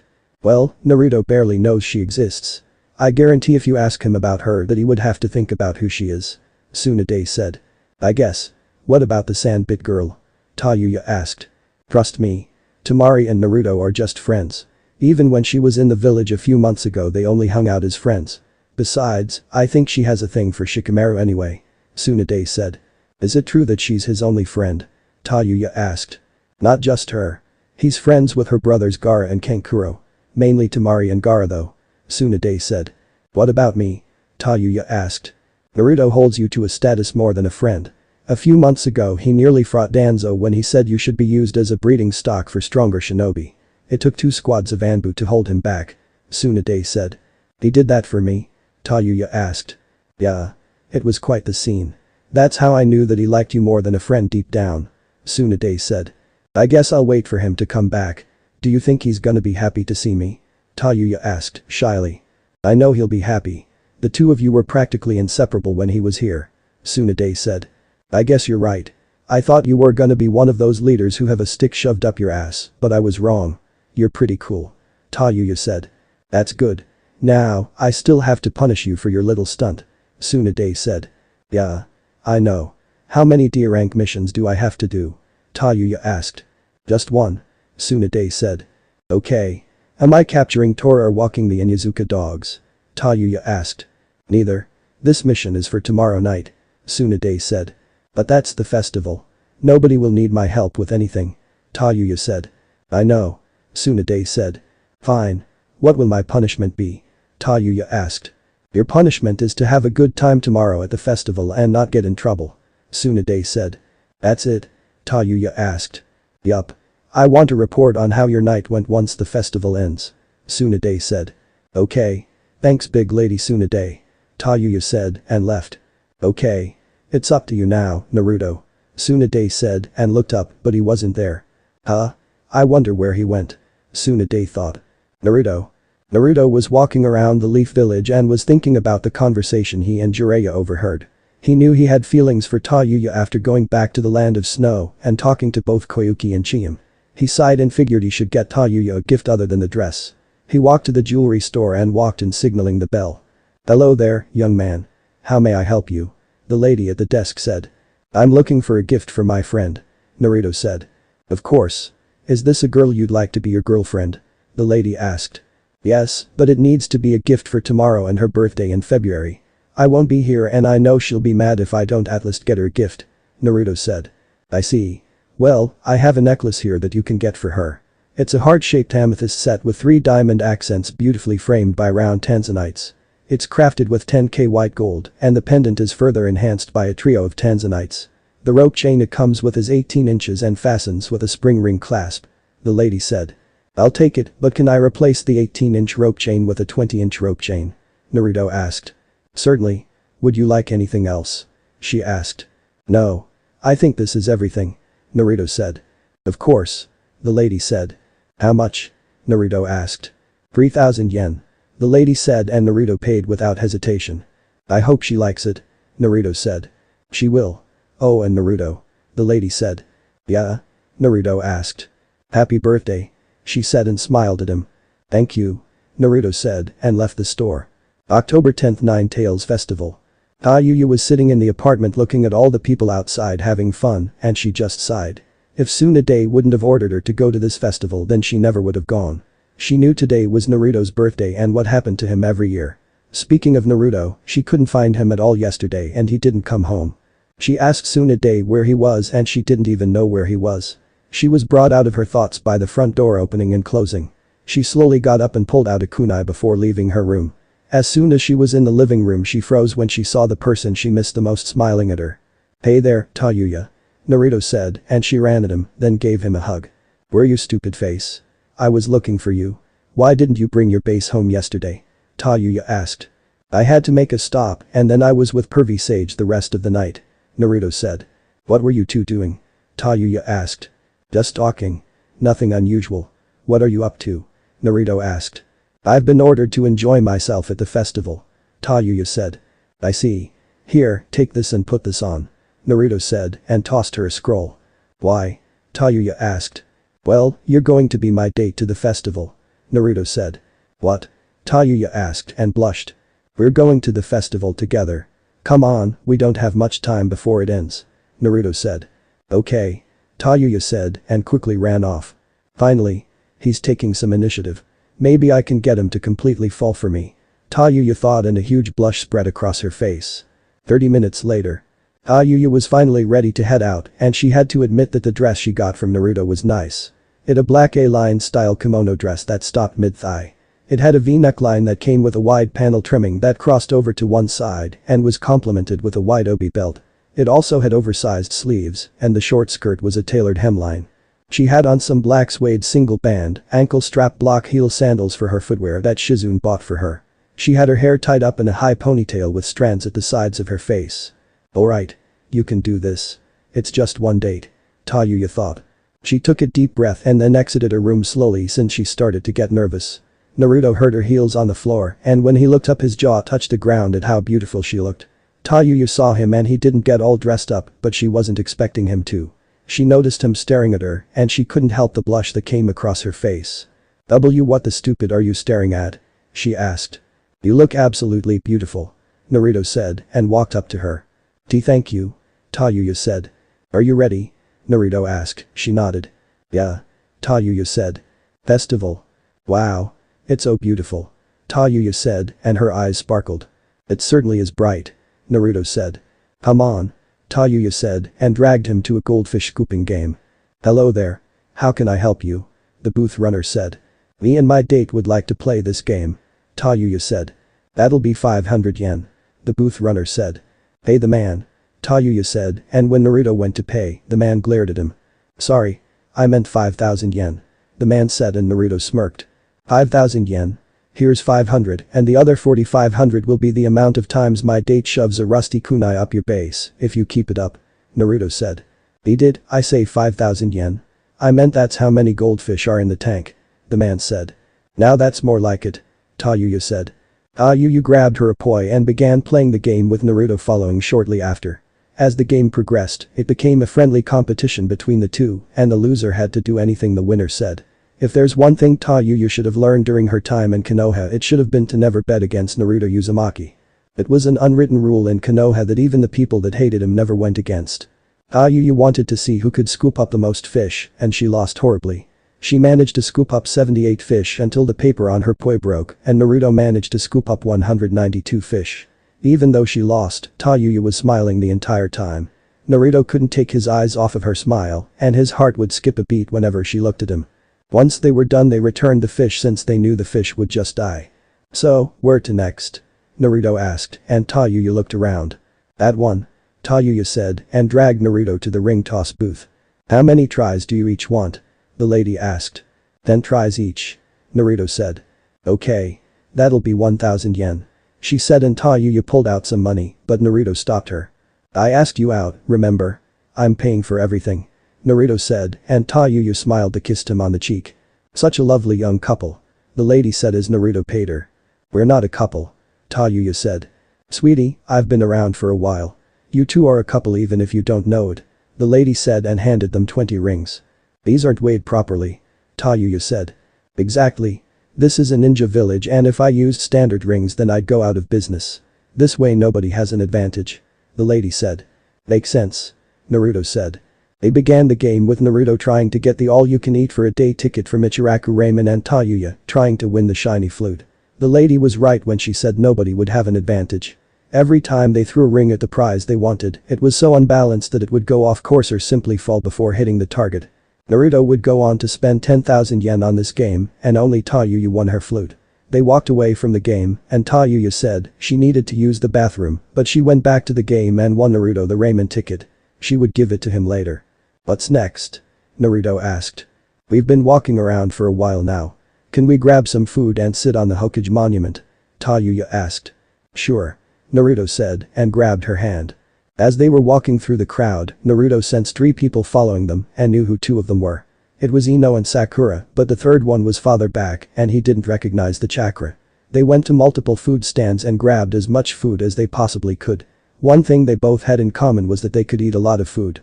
They grabbed ikeaki, grilled squid, yakitori, seasoned chicken on a wooden skewer, karaage, Japanese-style fried chicken, corn on a cob, takoyaki, fish-shaped pastry, chocolate-covered bananas, and of course, they went to the Ichiraku ramen stand for their usual order of 10 bowls of ramen each.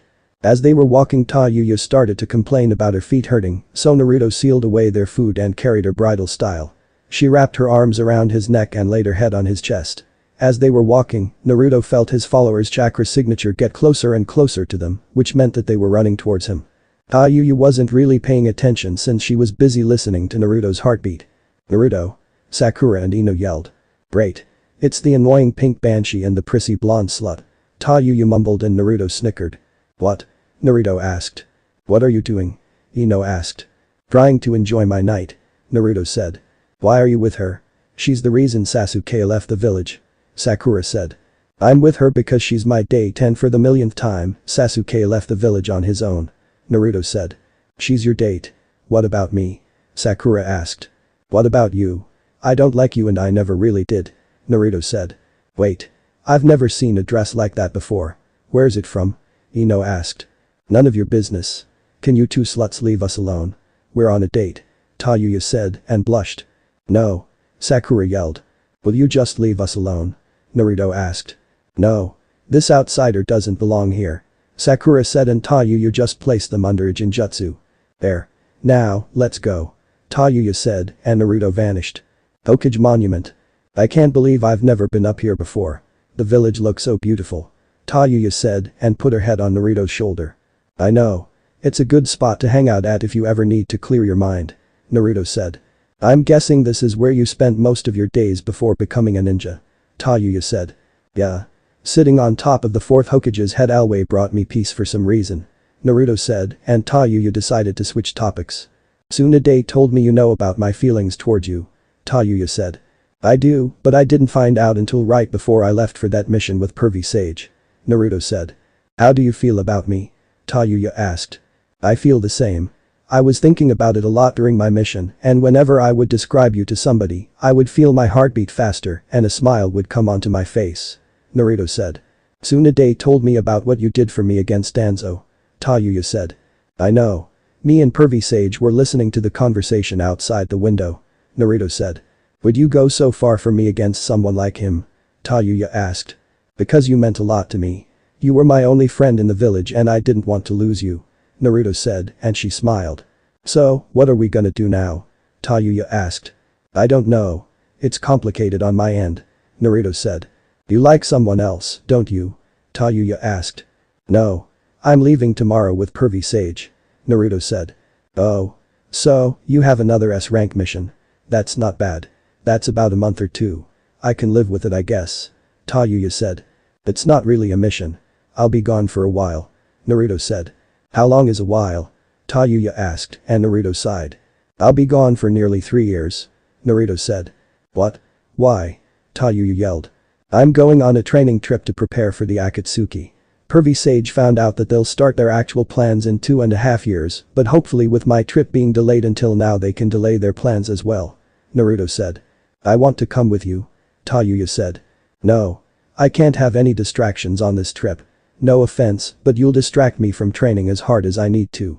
You're a good distraction, but I just need this to be me and Pervy Sage," Naruto said, and Tayuya sighed. "What about us?" Tayuya asked. "I don't know where we go from here. I don't want to start a relationship and then leave for nearly 3 years. I'll feel like I'm abandoning you," Naruto said, and Tayuya pulled him in for a kiss that lasted for about 30 seconds. "You won't be abandoning me. I'll be the first person you see when you return. I just want to be with you. You saved my life and made me a better person.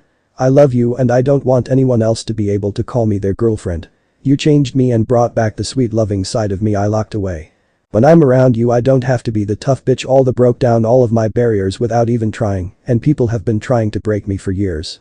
That's why Orochimaru made me one of his most trusted shinobi. He couldn't even break my barriers down. You managed to do what they couldn't in mere weeks, but never picked up on the fact that I fell in love with you," Tayuya said and started to cry. "I don't see how I could reject you after that. I'm not really good at this since it's all kind of new to me, but I love you too. At first it was the red hair that attracted me to you, and then it became much more. It was your laugh, your joking around, the playful fighting and even the cooking lessons I gave you. Even when I would look into your brown eyes I'd find myself getting lost in them. If anybody would have told me that I'd fall in love with somebody who used to be our enemy, I'd tell them that there's no way that would happen. Then I met you," Naruto said and wiped away her tears. "So, this means what exactly?" Tayuya asked. "Will you be my girlfriend, Tayuya?" Naruto asked, and she nodded. "Yes. Now, come and kiss me you adorable blonde stupider," Tayuya said, and when Naruto pulled her in for a kiss, the festival's fireworks started to go off. "There's one more thing," Naruto said as they broke the kiss. "What's that?" Tayuya asked, and Naruto pulled out the necklace he bought. "I bought this for you yesterday. I know your birthday is coming up in February and I won't be there, but I got this for an early birthday gift for you," Naruto said. "It's hell beautiful," Tayuya said, and Naruto put in on her. "Not as beautiful as you," Naruto said and gave her a kiss. "I also have a gift for you," Tayuya said and pulled out the ramen ticket. "No way," Naruto yelled and Tayuya laughed at him. "Happy birthday, Naruto," Tayuya said and gave him a kiss. "Best birthday ever," Naruto said. "You know, I thought I'd have to compete for you. I thought you had something going on with Hinata and Temari," Tayuya said. "Nah. Me and Temari are really good friends. I'd say she's more like a sister actually. As for Hinata, I barely know her and I forget that she even exists," Naruto said. "What about Koyuki? She kissed you," Tayuya said. "I know. She likes me, but she understood that you had my heart even if I didn't realize it," Naruto said. "Do you like her?" Tayuya asked. "I won't lie to you. I did tell her that if I never met you, then she'd be the one I'd most likely be with. She's a nice girl and even though she doesn't have the red hair how I always imagined my girlfriend having, she'd be the exception," Naruto said. "Did you sleep with her?" Tayuya asked, and Naruto sighed. "Yeah," Naruto said. "Why?" Tayuya asked. "Well, it was after the first mission I had with her. I protected her from her uncle and a chunin that was on the mission with me. He put her under Jinjutsu and was going to have her have sex with him. After that, me and Koyuki went to have a few drinks and we slept together after that," Naruto said. "You mean to tell me that Princess Koyuki is the first person you had sex with and you never even bragged about it?" Tayuya asked. "I guess. I don't see the point in doing that. You're not mad at me now, are you?" Naruto asked. "No. I can't be mad at you for something you did before we even got together. At that time you didn't even know I liked you, so it would be stupid of me to be angry with you. Just promise me that I'll be the only person you'll be with from now on," Tayuya said. "I promise," Naruto said and gave her a kiss. "There's just one more thing. Big Tit said you didn't sleep with anybody and that she would know since she's your doctor," Tayuya said. Listen, she's like my mother, so it's clear that I wouldn't tell her something like that despite her being my doctor. That would just open up a book of awkward questions from her. Naruto said, and Tayuya nodded. I guess you're right. Tayuya said. What about you? Naruto asked. No. I've only had eyes for you since I came to this village. Yeah, a few chunin have tried to get me in bed for a quick stupid, but I rejected them, and when they didn't take too kindly to that, I'd kick them in the nuts. Tayuya said, and Naruto laughed. Did you add chakra to the kick? Naruto asked. Damn it. I should have done that. Anyway, let's go home.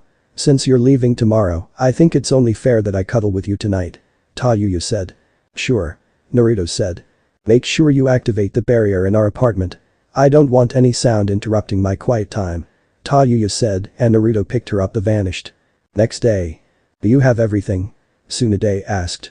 Yes. For the 1000th time. Naruto said. Maybe you should double check. Tsunade said, and Naruto sighed. I have everything I need. Naruto said. Okay. Okay. Tsunade said, and looked at Jiraiya, who was looking at the sky. Hey, stupid face. Tayuya said, as Naruto walked up to her, and he could tell she was sad. Don't be sad. Time will fly by and I'll be back before you even realize I was gone. Naruto said, and gave her a hug.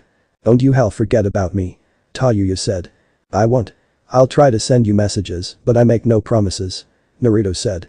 It's okay. I know you'll be getting strong to protect yourself. Tayuya said. Not just myself. I have to protect you as well. You're my girlfriend after all. Naruto said, and she smiled. That I am, but don't think you'll be the only one getting stronger. Tayuya said. I know you'll train hard. Listen, can you at least try to add some taijutsu and ninjutsu to your repertoire? Naruto asked. I'll see what I can do. Tayuya said. I better get going. I don't want Pervy Sage to blow a gasket. Naruto said, and Tayuya hugged him tighter. I'm going to miss you. Tayuya said. I'll miss you too. Naruto said, and gave her a kiss. When you're gone, read some of those books. They'll come in handy for when you come back. Tayuya said, and Naruto smirked. What makes you think I need to read them? Naruto asked. Did you? Tayuya asked. Nope. I had the talk with Anko and she taught me plenty of stuff. Plus, I did sleep with Koyuki. Naruto said, and smacked her on her butt. That is true. You win this round. I'm going to make you put that one-time experience to use when you get back. Tayuya said. I never took you for the submissive type, Tayuya. Naruto said, and she blushed. Stupid you. Tayuya said, and gave him a big kiss. Alright lovebirds. That's enough. Naruto, we need to get a move on. Jiraiya said. Here I come. Naruto said. I love you. Tayuya said. I love you too. Naruto replied and gave her one last kiss. Take care of him while you're gone. Tsunade said, and gave Jiraiya a hug. Don't worry. He's in good hands. Jiraiya said. I know. Maybe when you get back we can go out for some drinks. Tsunade said. I'll hold you to it. Jiraiya said, and they broke the hug. Come on Pervy Sage. Naruto said, and vanished. Stop calling me that. Jiraiya yelled and chased after him. Those two will never change. Tsunade said, and then narrowed her eyes as her shirt felt different. What's wrong? Tayuya asked. My bra is missing. Jiraiya, I'm going to kick your base. Tsunade yelled and she knew he heard her. 106 centimeters. Jiraiya yelled back and Tsunade blushed while Tayuya started to laugh. Listen, Tayuya. Over these next 2.5 years, you'll be going through hard training. I'm offering to personally teach you. Do you accept it? Tsunade asked. Actually, I was going to ask if I can join that little medical ninjutsu program you have. It seems interesting. Tayuya said. Of course. Now, I'll teach you as much as I can, but I already know you're not going to be a medical ninja. I'll still train you, but you won't be my actual apprentice, since the slugs will only accept those who will become healers, since that is what they are mainly used for. Tsunade said. That's okay. When do we start? Tayuya asked. Tomorrow. Meet me in my office at 5 a.m. Tsunade said and walked away. Tayuya stood at the gate for a few more minutes before walking away and pulling out the necklace Naruto gave her. She would get stronger just like him and work harder than she ever has before. She saw Hinata standing behind a pole and then smirked when Hinata tried to glare at her. She kept walking and when she got home, she grabbed one of his jackets and put it on since it was warm and had his scent on it. She let out a sigh and then looked at the picture of them Tsunade made them take. It was going to be a long 2 years for her. 2.5 years passed and Naruto was finally on his way back to Konoha. Jiraiya trained him all over the elemental nations except for Iwa, and when Naruto questioned him as to why, Jiraiya simply told him that there's still bad blood between Iwa and Konoha, so he didn't want to risk it. Through the spy network, Jiraiya learned that the Akatsuki had to delay their plans since Naruto basically went off the grid and they had no way of finding out where he was located since Jiraiya was very good at covering their tracks. Add in Naruto's natural ability to hide his presence and both of their skills with barrier seals, they were practically dead. Jiraiya did exactly what he told Naruto he would do and he trained him into the ground with zero remorse. He upped the level of Naruto's resistance seals to the point where he could barely move and every time Naruto got used to them, he would increase the level.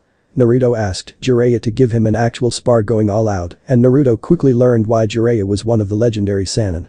The fight was over within the first 5 minutes and Naruto didn't even lay a finger on him. That was 3 months into the trip and after that Naruto would continuously ask him for a spar every 3 months until Jiraiya was forced to call for them to end the spar. In terms of raw speed, Jiraiya knew that Naruto was leagues ahead of him and he wasn't even surprised given who his father was. Taijutsu-wise, after the first year and a half, Jiraiya knew Naruto could easily match him when he used the 7 heavenly breaths technique, but Naruto wasn't satisfied with that. He wanted to match Jiraiya without using the 7 heavenly breaths technique and he pushed himself even harder. It wasn't until 3 months before the trip ended that Naruto was able to evenly match Jiraiya in Taijutsu. Naruto was proud of that as was Jiraiya, but that ended once Jiraiya told Naruto he has a technique known as Sage Mode that would force Naruto to use the 7 heavenly breaths technique. Ninjutsu was Naruto's biggest breakthrough since he was a chakra powerhouse. He learned multiple wind, water, fire and ice jutsus while they were traveling. Jiraiya wanted to teach Naruto some earth ninjutsu, but Naruto declined since he was comfortable with what he had. He worked on his water ninjutsu in Kiri with a member of Jiraiya's spy network and he never learned her name, but he didn't mind that. She drilled him in water ninjutsu until he could do them with one hand sign. She also taught him more water ninjutsu as well. Water style. Multiple raging rapids, 1000 needles of death, water pillar thrust, black rain jutsu, surf strike, water style. Hardened water drill and water style. Explosive bite of the water dragon. Jiraiya himself personally trained Naruto in fire ninjutsu. Fire was his main chakra nature and he carried fire jutsu scrolls with him. Most of them were jutsus he collected over the years and never bothered to learn. Those were the jutsus he gave to Naruto and drilled those into him as well. Fire style. Blast wave wild dance, fire style. Crimson earth spider, fire style. Flame hurricane, fire style. Dragon flame jutsu, flame meteors and flame tornado. As for his wind ninjutsu, that was kind of tricky. Jiraiya didn't want to have any contact with Konoha throughout this trip and he needed some wind ninjutsu. Naruto asked him why he wasn't prepared and Jiraiya replied that he was busy, but Naruto knew what he was doing. Jiraiya was out spying on girls at the hot springs before they went to snow country and that took up the time he was supposed to be grabbing what he would need for the trip. Jiraiya had a spy get in contact with Gaara and offered him a nice amount of money for some wind ninjutsu scrolls that Gaara accepted since he had a feeling it was for Naruto. Vacuum sword, violent whirlwind, wind style. Divine mountain wind, wind style. Pressure damage, wind style. Rotating shuriken, wind waves, sword of the wind count, shield of the wind count and wind style. Holy rotating wind blades were all the jutsus he learned, but the last one was his own creation. He was working on a side project, but he wouldn't tell Jiraiya what it was. He worked on his ice Kekkei Genkai and while he was in snow before he left, Koyuki gave him some scrolls on ice ninjutsu that her uncle had hidden away. Ice style. Earth chain ice, ice prison jutsu, ice style. Black dragon blizzard, frozen capturing field, ice breaking sledgehammer, ice style. One-horned white whale, ice style. Twin dragon blizzard, ice sword and ice shuriken were all the jutsus he learned thanks to Koyuki. Naruto also developed a lightning affinity while they were out training and Naruto learned a few lighting jutsus while they were traveling lightning country. Naruto had to buy some lightning scrolls off of a traveling caravan. Lightning ball, lightning bolt, thunderclap arrow, electromagnetic murder, lightning whip and he created an S-rank lightning jutsu called Raijin's Wrath that controls lighting in the air no matter the weather and it sends bolts of lighting down to the ground. In jutsu-wise, they spent a lot of time working on his chakra control, but no matter how much he worked on it, he was only able to cast A and S rank Jinjutsu without his Hishigan activated, but he could do any kind of Jinjutsu with his eye, and he found that weird. His Kenjutsu was beyond that of anybody in Konoha, since he was personally trained by Mifune in Iron Country when they made a stop there.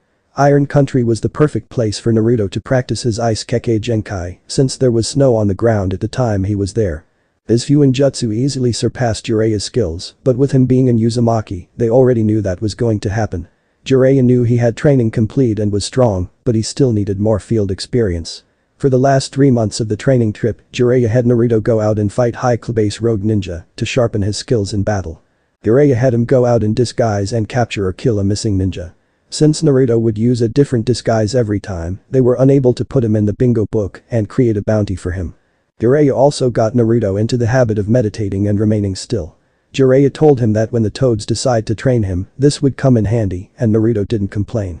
Naruto also summoned Gamakichi to train with him. Since Gamakichi was his familiar, Naruto wanted them to be fully in sync with one another. They were nearly a perfect combo and would finish later, since the toads wanted Gamakichi to focus on his toad training for now. Naruto also met the Nine Tails and they are on speaking terms, but not close to being allies. Flashback. Alright, Naruto. It's been a year and a half into this trip and you've grown quite a bit. I want you to do something for me. Jiraiya said. What's that? Naruto asked. I want you to get in contact with the Nine Tails. Jiraiya said. Why? I thought we were going to wait a bit longer for that. Naruto said. That was the plan, but one of my spies revealed something to me about the 8 Tails and 2 Tails Jinchuriki back in Kumo. Jiraiya said. What did your spy say? Naruto asked. The 8 Tails and 2 Tails Jinchuriki are fully in sync with their tailed beast. There's rumors going around that instead of forcefully using the tailed beast chakra like we think you need to do, they befriended their tailed beasts and trained with them to become fully synchronized. Jiraiya said. I've never heard of doing that before. Do you think any other Jinchuriki is able to do this? Naruto asked. From what my spies in Kiri told me, before his death, the 4th Mizukage was able to completely transform into his tailed beast. I don't know about Iwa, Taki and Kiri's other Jinchuriki though. Iwa keeps both of their Jinchuriki under heavy watch. Taki, I don't have spies in there since it's hidden by a secret entrance, and Kiri's other Jinchuriki is a rogue ninja and has been keeping a low profile. Jiraiya said. So, you want me to befriend the 9 Tails, which is basically impossible from what I've been told? Naruto asked. It's worth a shot. Listen, I'm going to tell you something that you probably don't even remember. Do you remember when you were training with me and Tsunade and you were using the 9 Tails chakra? Jiraiya asked. Yeah. I grew 3 tails and blacked out. You said I went on a rampage. Naruto said. That's true, but it's not the entire story. Jiraiya said. What do you mean? Naruto asked. You lost control at 3 tails, but during your rampage you grew a 4th tail. When you grew the 4th tail, your skin started to peel off and you literally turned into a miniature 9 tails. Tsunade was able to suppress the 9 Tails chakra, but your skin was badly damaged. Jiraiya said. Well, that sucks. I don't remember any of it. I bet I kicked your base. Naruto said, and Jiraiya just mumbled something under his breath about him getting a lucky shot. Listen, I want you to meditate and go into your mindscape to talk to the 9 Tails. Do this at least 2 times a week. Jiraiya said. Alright. Naruto said and started to meditate.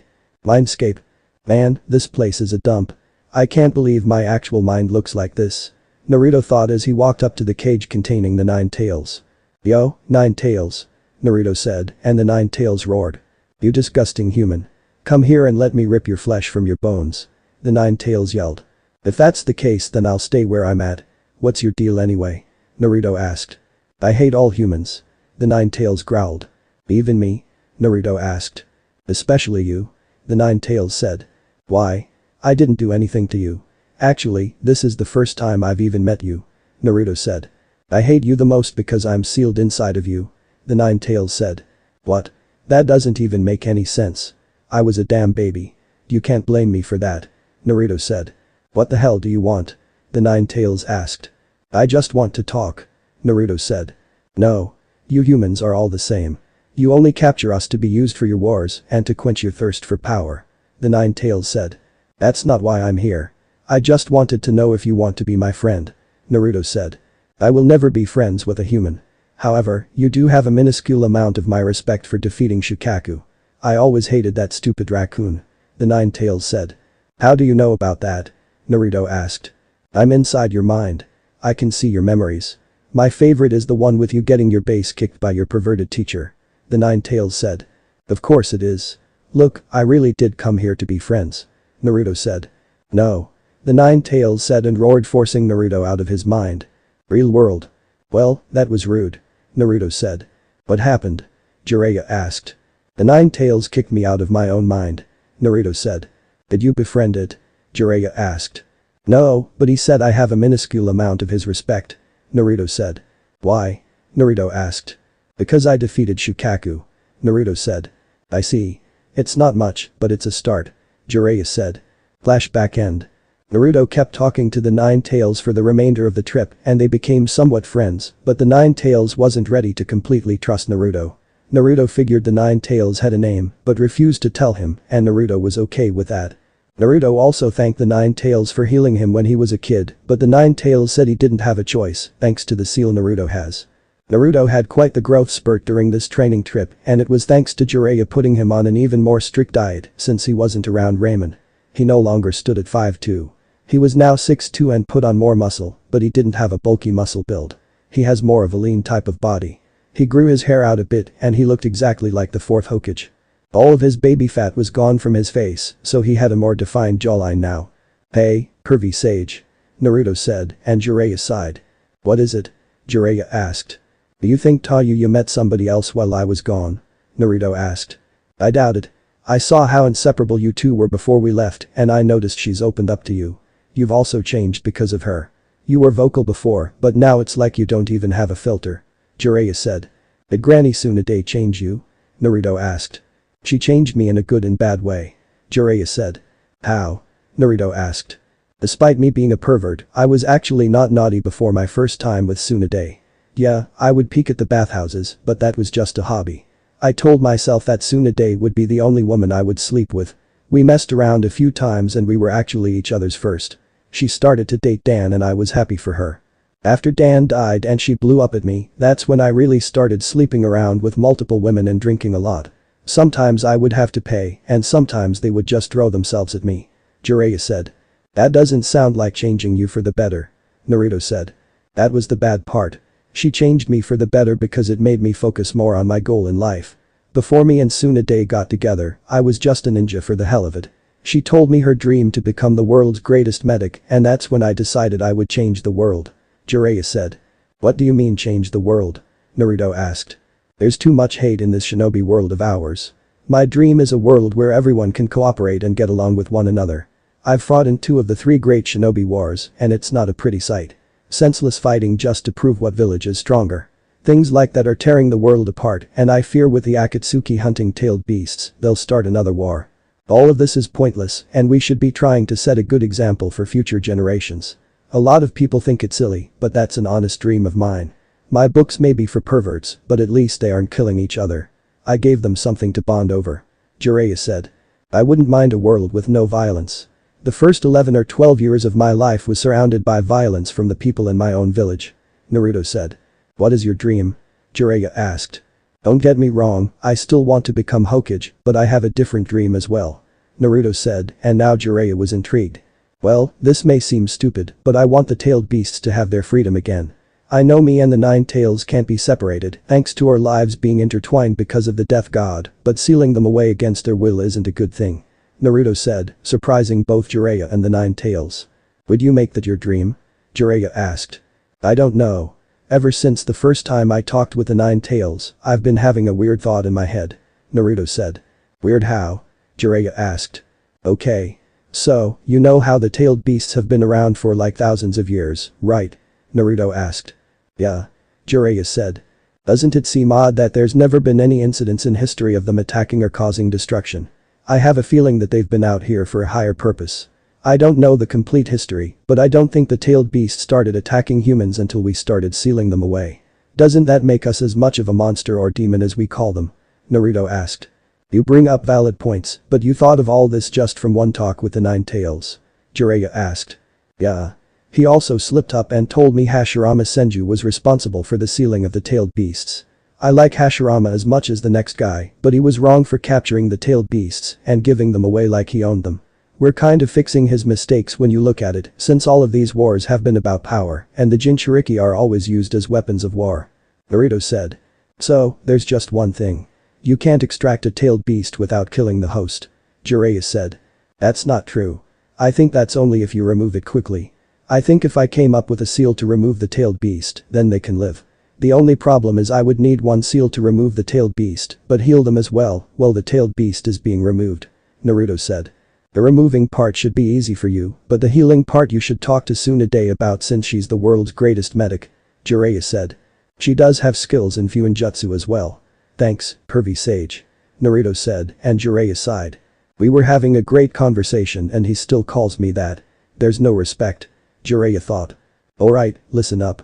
We'll be back in Konoha by tomorrow morning if we keep this pace up," Jiraiya said. "Nice.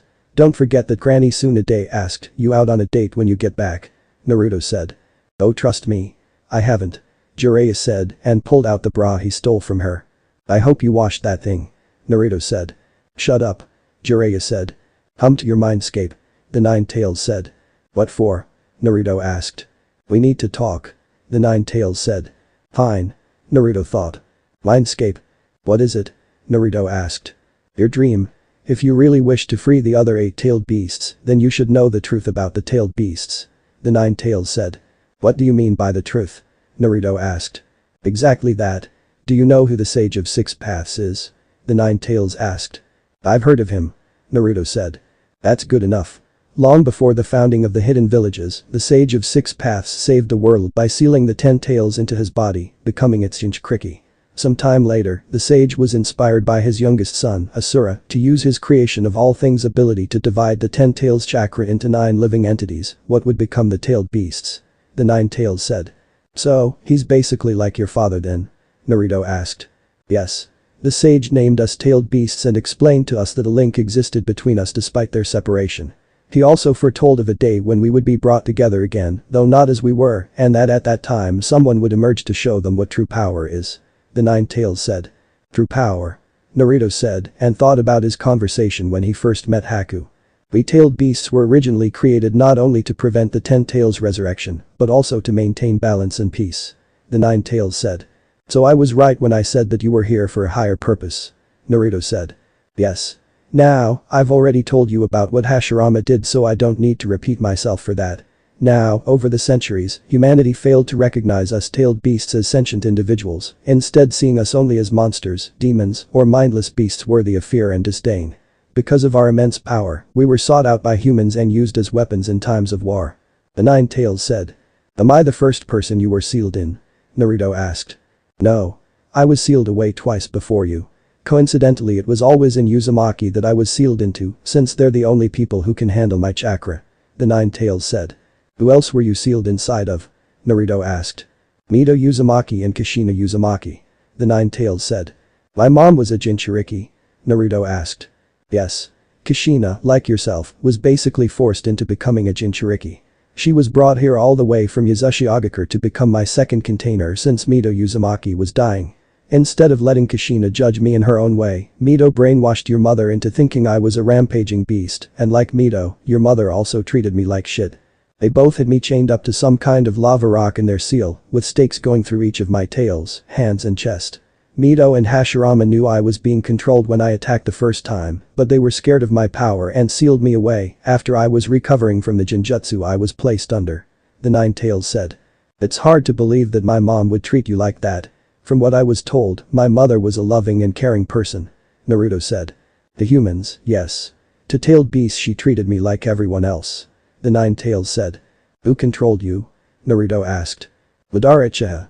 The Sharingan once it reaches a certain level, has the power to control a tailed beast," the Nine-Tails said. "That was over 100 years ago," Naruto said. "Yes.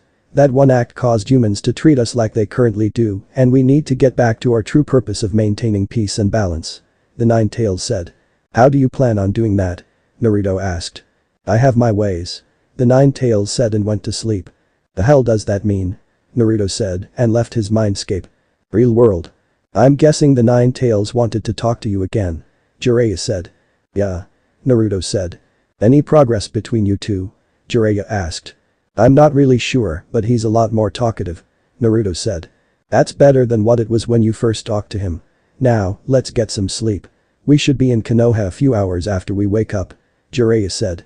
"Okay," Naruto said. Konoha. Over the past 2.5 years, Konoha has been different since Naruto was gone. No one knew where he went and somebody even started a rumor that he was finally killed, but that was quickly shut down when Tayuya found out who started the rumor. That's another thing people came to realize in this village. When Naruto isn't around, do not piss off Tayuya because it won't end well. Actually, they decided to not piss her off even if Naruto was around because they didn't want to deal with him either. Tayuya also kept the apartment building up and running while he was gone. She handled all problems the building had if it ever occurred and hired a maintenance team to take requests for anything that needed to be fixed. I'm the red light district. Tayuya was practically royalty since she was with Naruto and never judged them for how they lived. The noble that was walking in the red light district once tried to attack Tayuya, but the men in the district grabbed him and pulled him into an alley.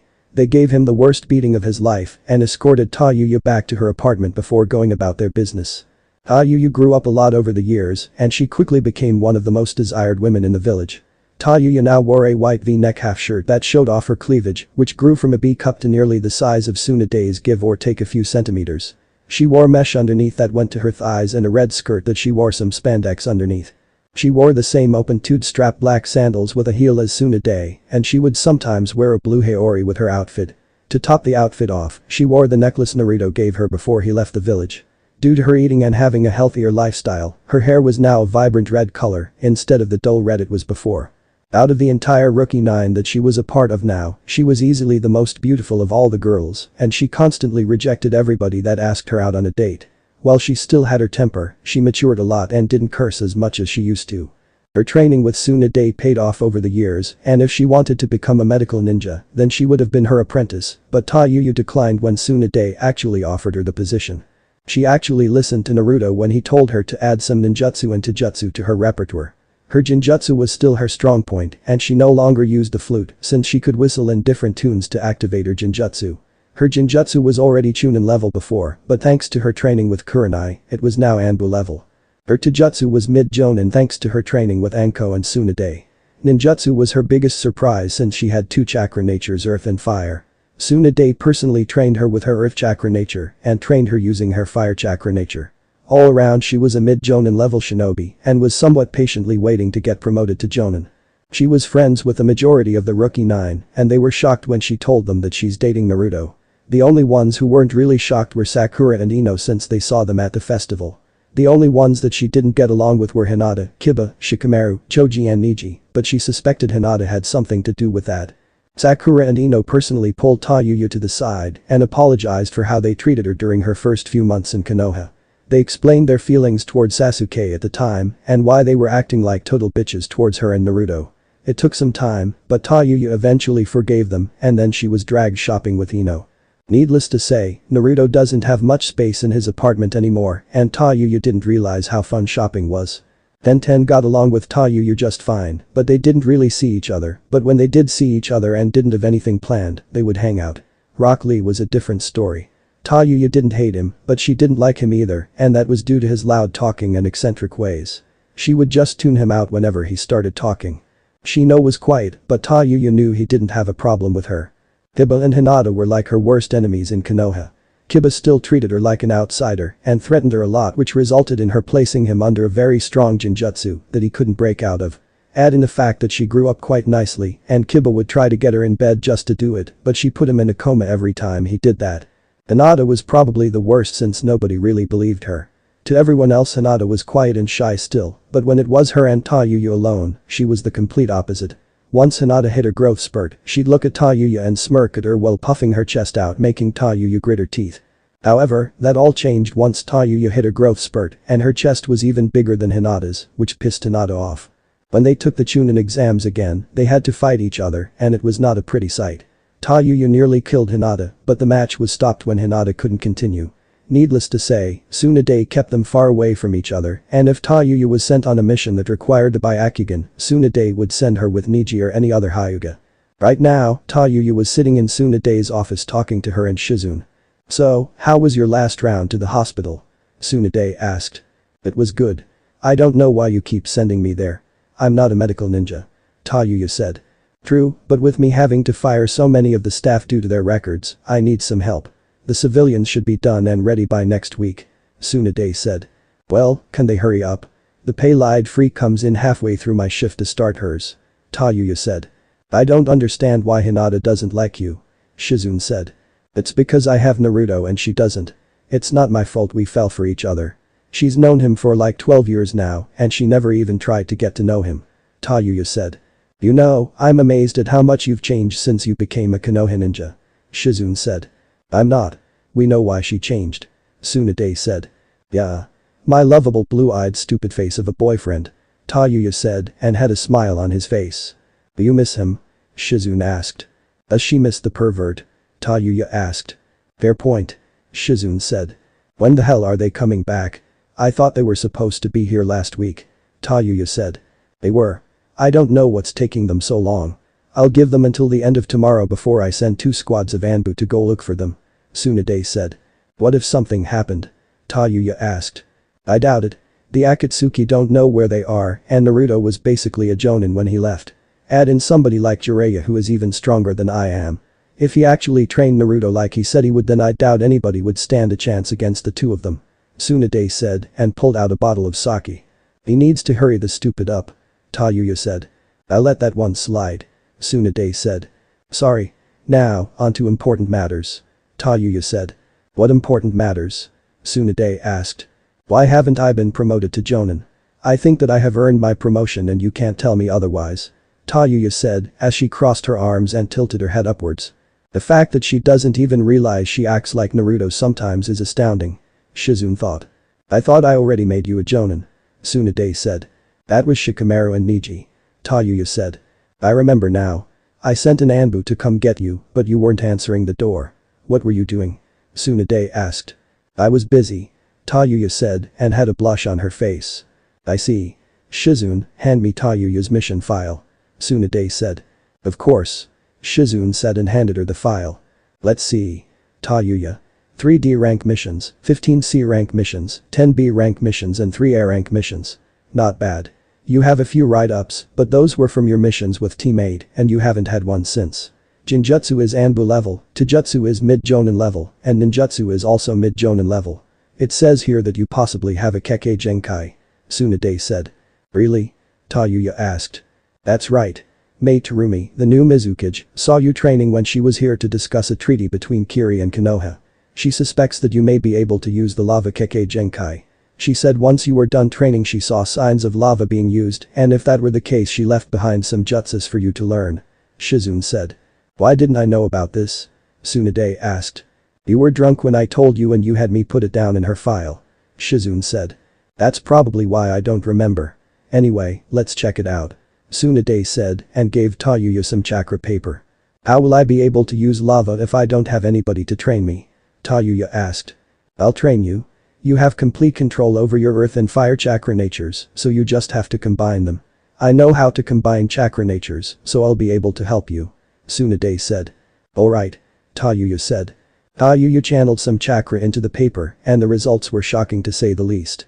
The paper split into 4 pieces this time instead of burning and then crumbling away. One piece was ripped to shreds, one caught on fire, one crumbled away, and the last one melted away as it turned into lava. That's new. I never had a wind chakra nature before. Tayuya said. It must have developed while you were training over the years. Shizune said. What chakra natures does Naruto have again? Tsunade asked. Wind, water and fire. Tayuya said. I see. Ninjutsu-wise I'd say you're both even and cancel each other out for the most part. Your wind cancels each other out. His water beats your fire, but your earth beats his water. However, his fire can beat your earth and vice versa. Tsunade said. Who's going to teach me how to control my wind chakra nature? Tayuya asked. I can teach you. I have a wind affinity, but I don't use it. Shizune said. Nice. Tayuya said. Well, everything here checks out. Congratulations on being promoted to jonin. Tsunade said and tossed Tayuya her jonin vest. That's it. Where's the streamers, confetti and balloons? Tayuya asked. That's what you thought a jonin promotion was like? Shizune asked.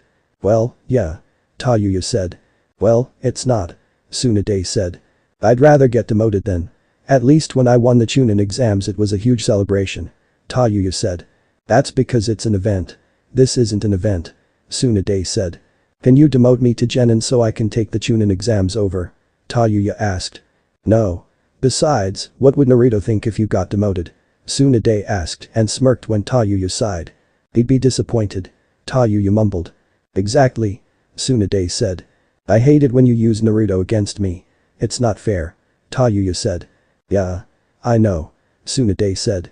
Tayuya, will you be joining us for dinner tonight? Shizune asked. No. I think I'll stay at me and Naruto's apartment. Tayuya said. I can't wait to see him again. Shizune said. You can't. He's my godson who I only knew for a few months before he had to leave. Tsunade said. Excuse me. He's my boyfriend and I haven't been able to kiss or cuddle him in nearly 3 years. If anybody misses him the most it's me and I call first dibs on him. Tayuya said. We'll see about that. Tsunade said.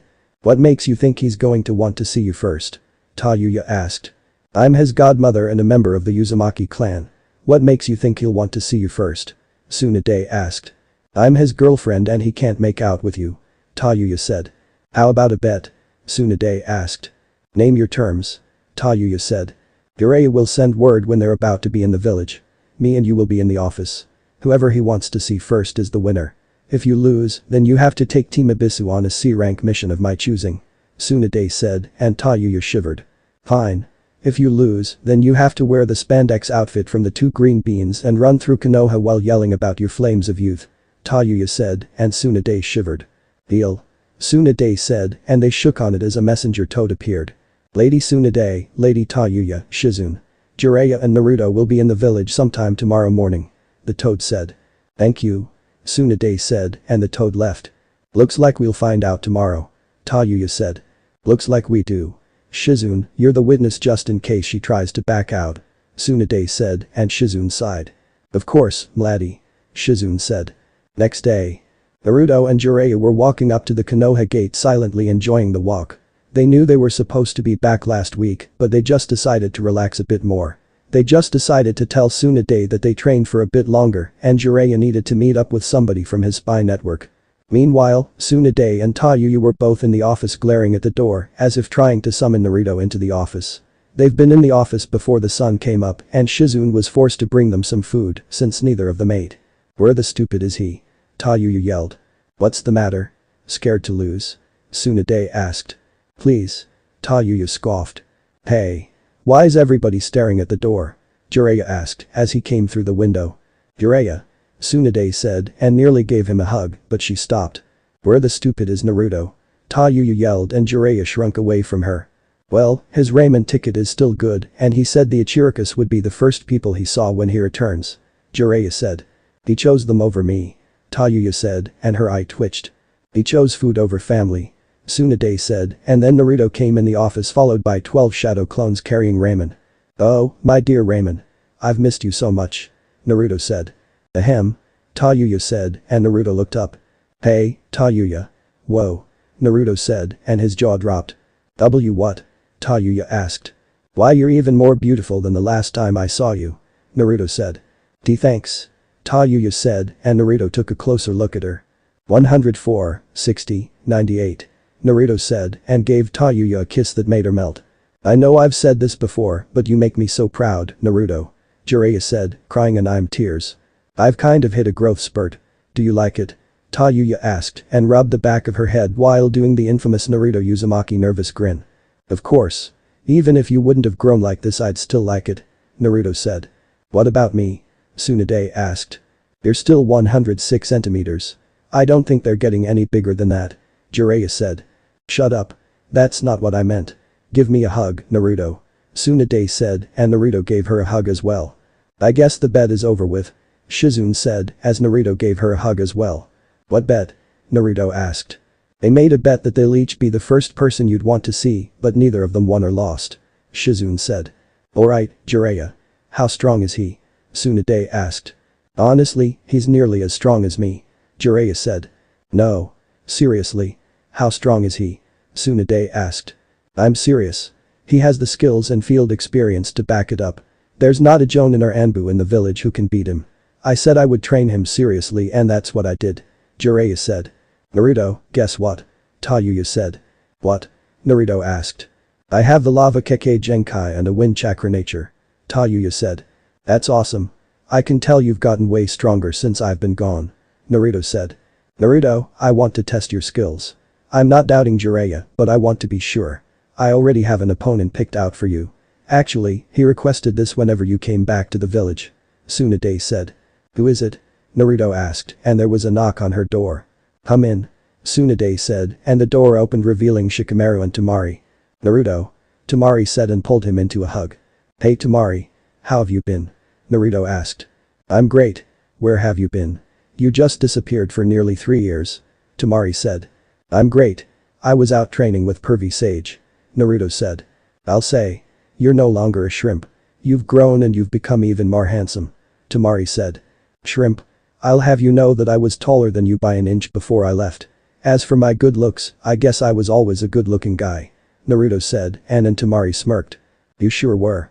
Temari said and looked at him from to toe. Hey, back off. He's mine. Tayuya said, and Temari lifted her hands in mock surrender. I'm just observing. Temari said. I'm surprised the two of you can be in the same room given what happened. Naruto said. We couldn't at first, but I matured a lot since you've been gone. Tayuya said. I can tell. Naruto said, and Tayuya blushed. Yeah. She's actually pretty cool. Temari said. Wait, are you my opponent? Naruto asked. Opponent? No. Me and the crybaby here are finalizing plans for the Chunin exams. Temari said and pointed at Shikamaru. Shikamaru. Naruto said. Naruto. Shikamaru said and the door was burst open. Lady Tsunade. The villagers are woe. Sakura, as she looked at Naruto and started to daydream. Sakura. Tsunade said. Huh? Sakura asked. What did you have to tell me? Tsunade asked. I forgot. Who is this? He's so sexy. Sakura said. Back off my boyfriend. Tayuya said and pulled Naruto close to her. That's Naruto, Sakura said. Sup? Naruto said. Hey. Sakura said and then had a dreamy look on her face. So, I'm guessing Kakashi is my opponent since he's hiding his chakra signature outside. Naruto said. That would be. Kakashi trailed off as he looked at Naruto. Minato-sensei. No. He doesn't have whiskers. Kakashi thought. Why does everybody keep staring at me? Haven't you all seen somebody grow up? Naruto asked. Because you're one sexy stupider. Tayuya said. I bet he's well endowed. Temari mumbled, but Tayuya heard her. He is and it's mine. Tayuya said. I said that out loud. Temari asked. Yeah. Tayuya said. Anyway, you're half right. I'm both you and Sakura's opponent. I want to see how much you've both grown. Kakashi said, but Tsunade noticed Naruto's and Kakashi's eyes harden a bit as they looked at each other. It's been a while since I've had an actual fight. I'm down. Naruto said. Me too. Sakura said and then Naruto tossed Kakashi a book. No way. Is this real? Kakashi asked. Yeah. It's the latest book from Pervy Sage. I'm sure you'd enjoy it. Naruto said. Jiraiya, you gave him that book? Tsunade asked. Not quite. It's a pretty good book actually. It's different from my other ones. It's still icha, but instead of being inspired by peeking in bathhouses like I usually do, I wrote this one from my imagination and heart. He decided to add some stuff to the book and I think you should give it a read. Jiraiya said and gave her a copy. I am not reading this filth. Tsunade said. Just read the first 2 pages. It's a book I think women will start to enjoy. Jiraiya said. Yeah. It's not just some idiotic smut anymore. It's beautiful. Kakashi said and wiped a tear from his eye. I never thought I'd see the day Kakashi cries over a book after the first 2 pages. Shizune said. What page are you on? Naruto asked. Page 2. Kakashi said. Hold on. What about our fight? Sakura asked. We'll do it in a few hours. Kakashi said and went up in smoke. Well, how about we catch up, Naruto? Sakura asked. Not right now. I need to talk to Granny Tsunade. Naruto said. Maybe later then. Sakura said. Sure. Naruto said and Sakura left. Shikamaru, you're dismissed. I'll get what I need from you later. Tsunade said and Shikamaru just left then Tsunade sealed the room. What is it? Tsunade asked.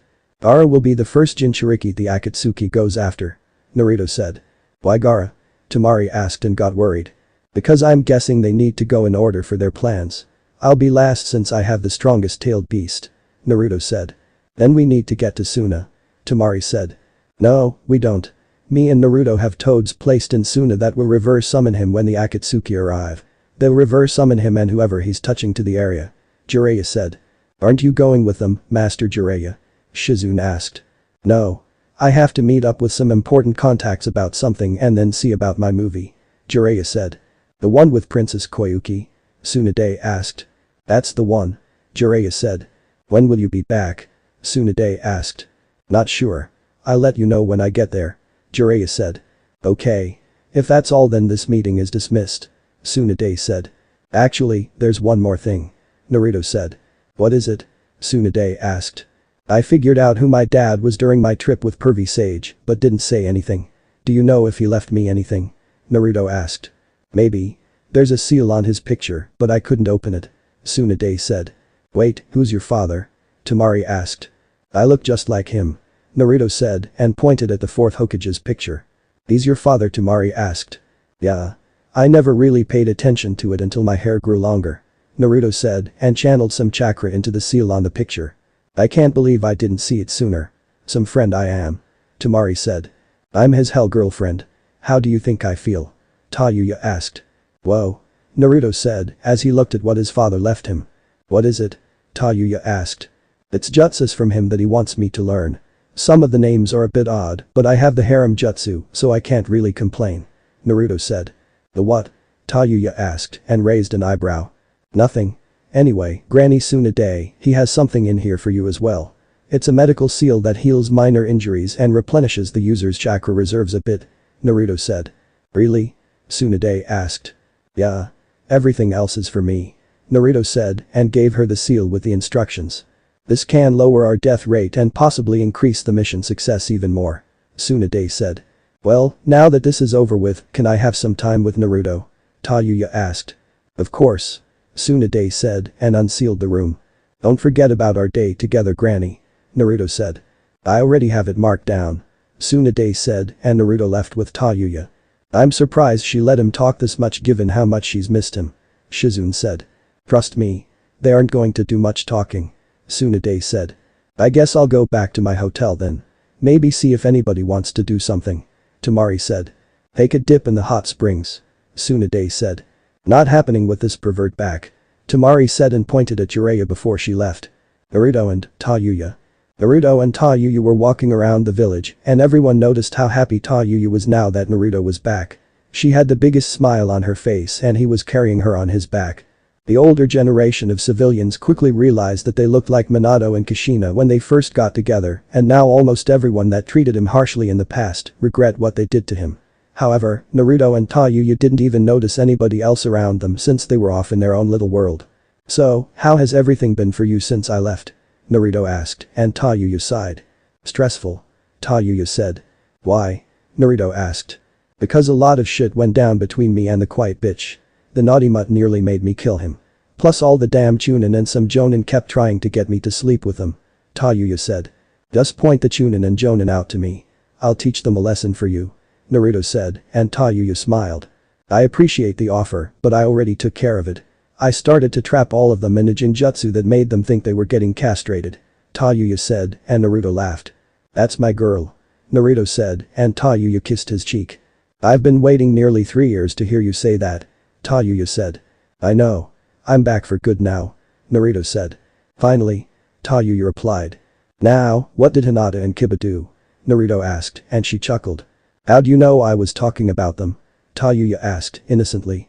I've heard almost every nickname you have for everybody in this village. Naruto said. Fair point. Who do you want to hear about first? Tayuya asked. Give me Kiba first. Naruto said. That naughty stupid is one of the reasons I have so many write-ups on my file. He still treats me like an outsider and even tries to sabotage me on missions like a stupid. Ever since I grew up thanks to puberty, he was one of the ones that constantly kept trying to sleep with me even after he found out we were dating. I can't tell you how many times I've had to kick his base on a mission before I was able to go out on my own. The final straw was when he tried to grope my balloons in base. I just decided to put him in a coma. He was in a coma for a few weeks. Tayuya said. Want me to kick his ass? Naruto asked. No. I can handle myself. Tayuya said. Next time he tries something you let me know. Naruto said. I will. I promise. Tayuya said as they reached the apartment and went inside. I take it you're friends with Ino? Naruto asked as he looked at everything in his apartment that wasn't there before. Oh yeah. Her and Sakura pulled me to the side and apologized about what happened between us at the festival. After some time we became friends and Ino took me shopping. Tayuya said. Obviously. Naruto said and sat on the couch which was brand new. Do you like the couch? Tayuya asked. Yeah. Naruto said and sighed as he relaxed into the couch. Rough traveling? Tayuya asked as she laid her head on his lap. Something like that, Naruto said. What happened? Tayuya asked. Tell me about Hinata first, Naruto said. I forgot about her. First off, did you know that she had a huge crush on you? Tayuya asked. No. I barely talked to her, Naruto said. Well, she did. She was such a bitch to me at first until I found out why. I mean, yeah, I know I'm known for being a bitch, but it wasn't on purpose. Anyway, she'd give me these side glances as if she was judging me every time we were near each other. On missions, when I'd suggest something, she would turn her nose up at me and then try to compete with a better idea. Wow. I can't believe Hinata was like that. I guess Pervy Sage was right when he said you have to watch out for the quiet ones, Naruto said. That's not even the worst part. Apparently she has a nice little diary of things she'd like to do to you and with you. Ino told me about it, and some of the stuff in there is something you wouldn't even think she's into, Tayuya said. Wow. I hope you don't have something like that, Naruto said. I'm pretty straightforward with you. I'll tell you if I like something or not, Tayuya said, and Naruto gave her a kiss. That is true, Naruto said. Now, what happened on your trip? Any skanks try to get with you? Tayuya asked. No. We traveled a lot and barely stayed in a hotel, Naruto said. Maybe that's why you sank into the damn couch. What else did you do? How strong are you really? I wasn't really paying attention to what the perv was saying, Tayuya said. Why not? Naruto asked. Because I was distracted by your sexy bass face. Now, talk, Tayuya said. We trained basically every day the entire time until about the last 3 months. That's when I was out dealing with rogue ninja gaining field experience. They were unable to place me in the bingo book because I used a disguise on top of a henge every time. As for how strong I am, well, I can give Pervy Sage a run for his money.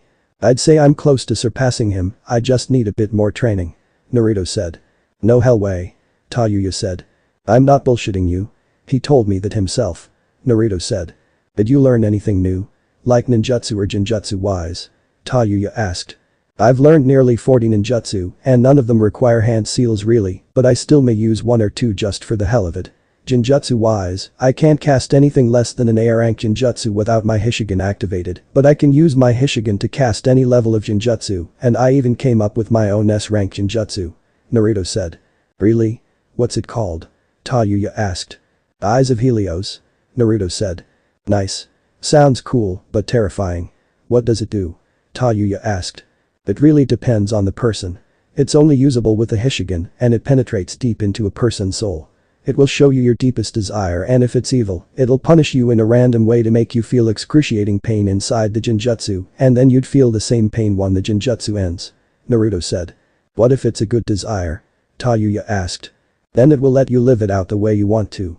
Your body won't go through any pain when the jinjutsu is over with, but the way you live the desire in the jinjutsu may not happen in real life, Naruto said. Nice. Sucks that I can't learn it, Tayuya said. I guess it does, Naruto said and yawned. Tired? Tayuya asked. Yeah. I've been traveling for nearly 3 years, Naruto said. Come on, Tayuya said and pulled Naruto up off the couch. Where are we going? Naruto asked. To our room, Tayuya said. Our? Since when did you sleep in my room? Naruto asked. Since the day we started dating, Tayuya said and opened the door. Whoa. This bed is huge, Naruto said. I know. Thank goodness for ceiling scrolls, Tayuya said. I think I'll test it out, Naruto said and flopped onto the bed. So, what do you think? Naruto? Tayuya asked and she looked at him, then saw he was out. Hell lovable idiot. Could have at least waited for me to get in the bed, Tayuya said. She smiled and after getting him under the covers, she joined him. She was cuddled up to him and he wrapped an arm around her. She activated the seals for the apartment so nobody could get in from the outside and not even a shunshin would work. After a few minutes she was out as well. They slept all day not even realizing they missed his test with Kakashi and Sakura. Luckily for him, Kakashi decided to postpone for 2 days so he could read the newest Icha book Naruto gave him. After all, Naruto did have a girlfriend that missed him, so he didn't even expect him to show up. The only thing is that they were sleeping instead of doing what everyone thought they would be doing. Meanwhile in River Country, a certain group dressed in black cloaks with red clouds are getting ready to make their move against the tailed beasts. There's just one problem, Naruto Uzumaki will be a major problem for them. That's enough for today guys. For the next part check out the description box. And for now, you guys should watch this video. Just click on it and enjoy. And I will see you all there.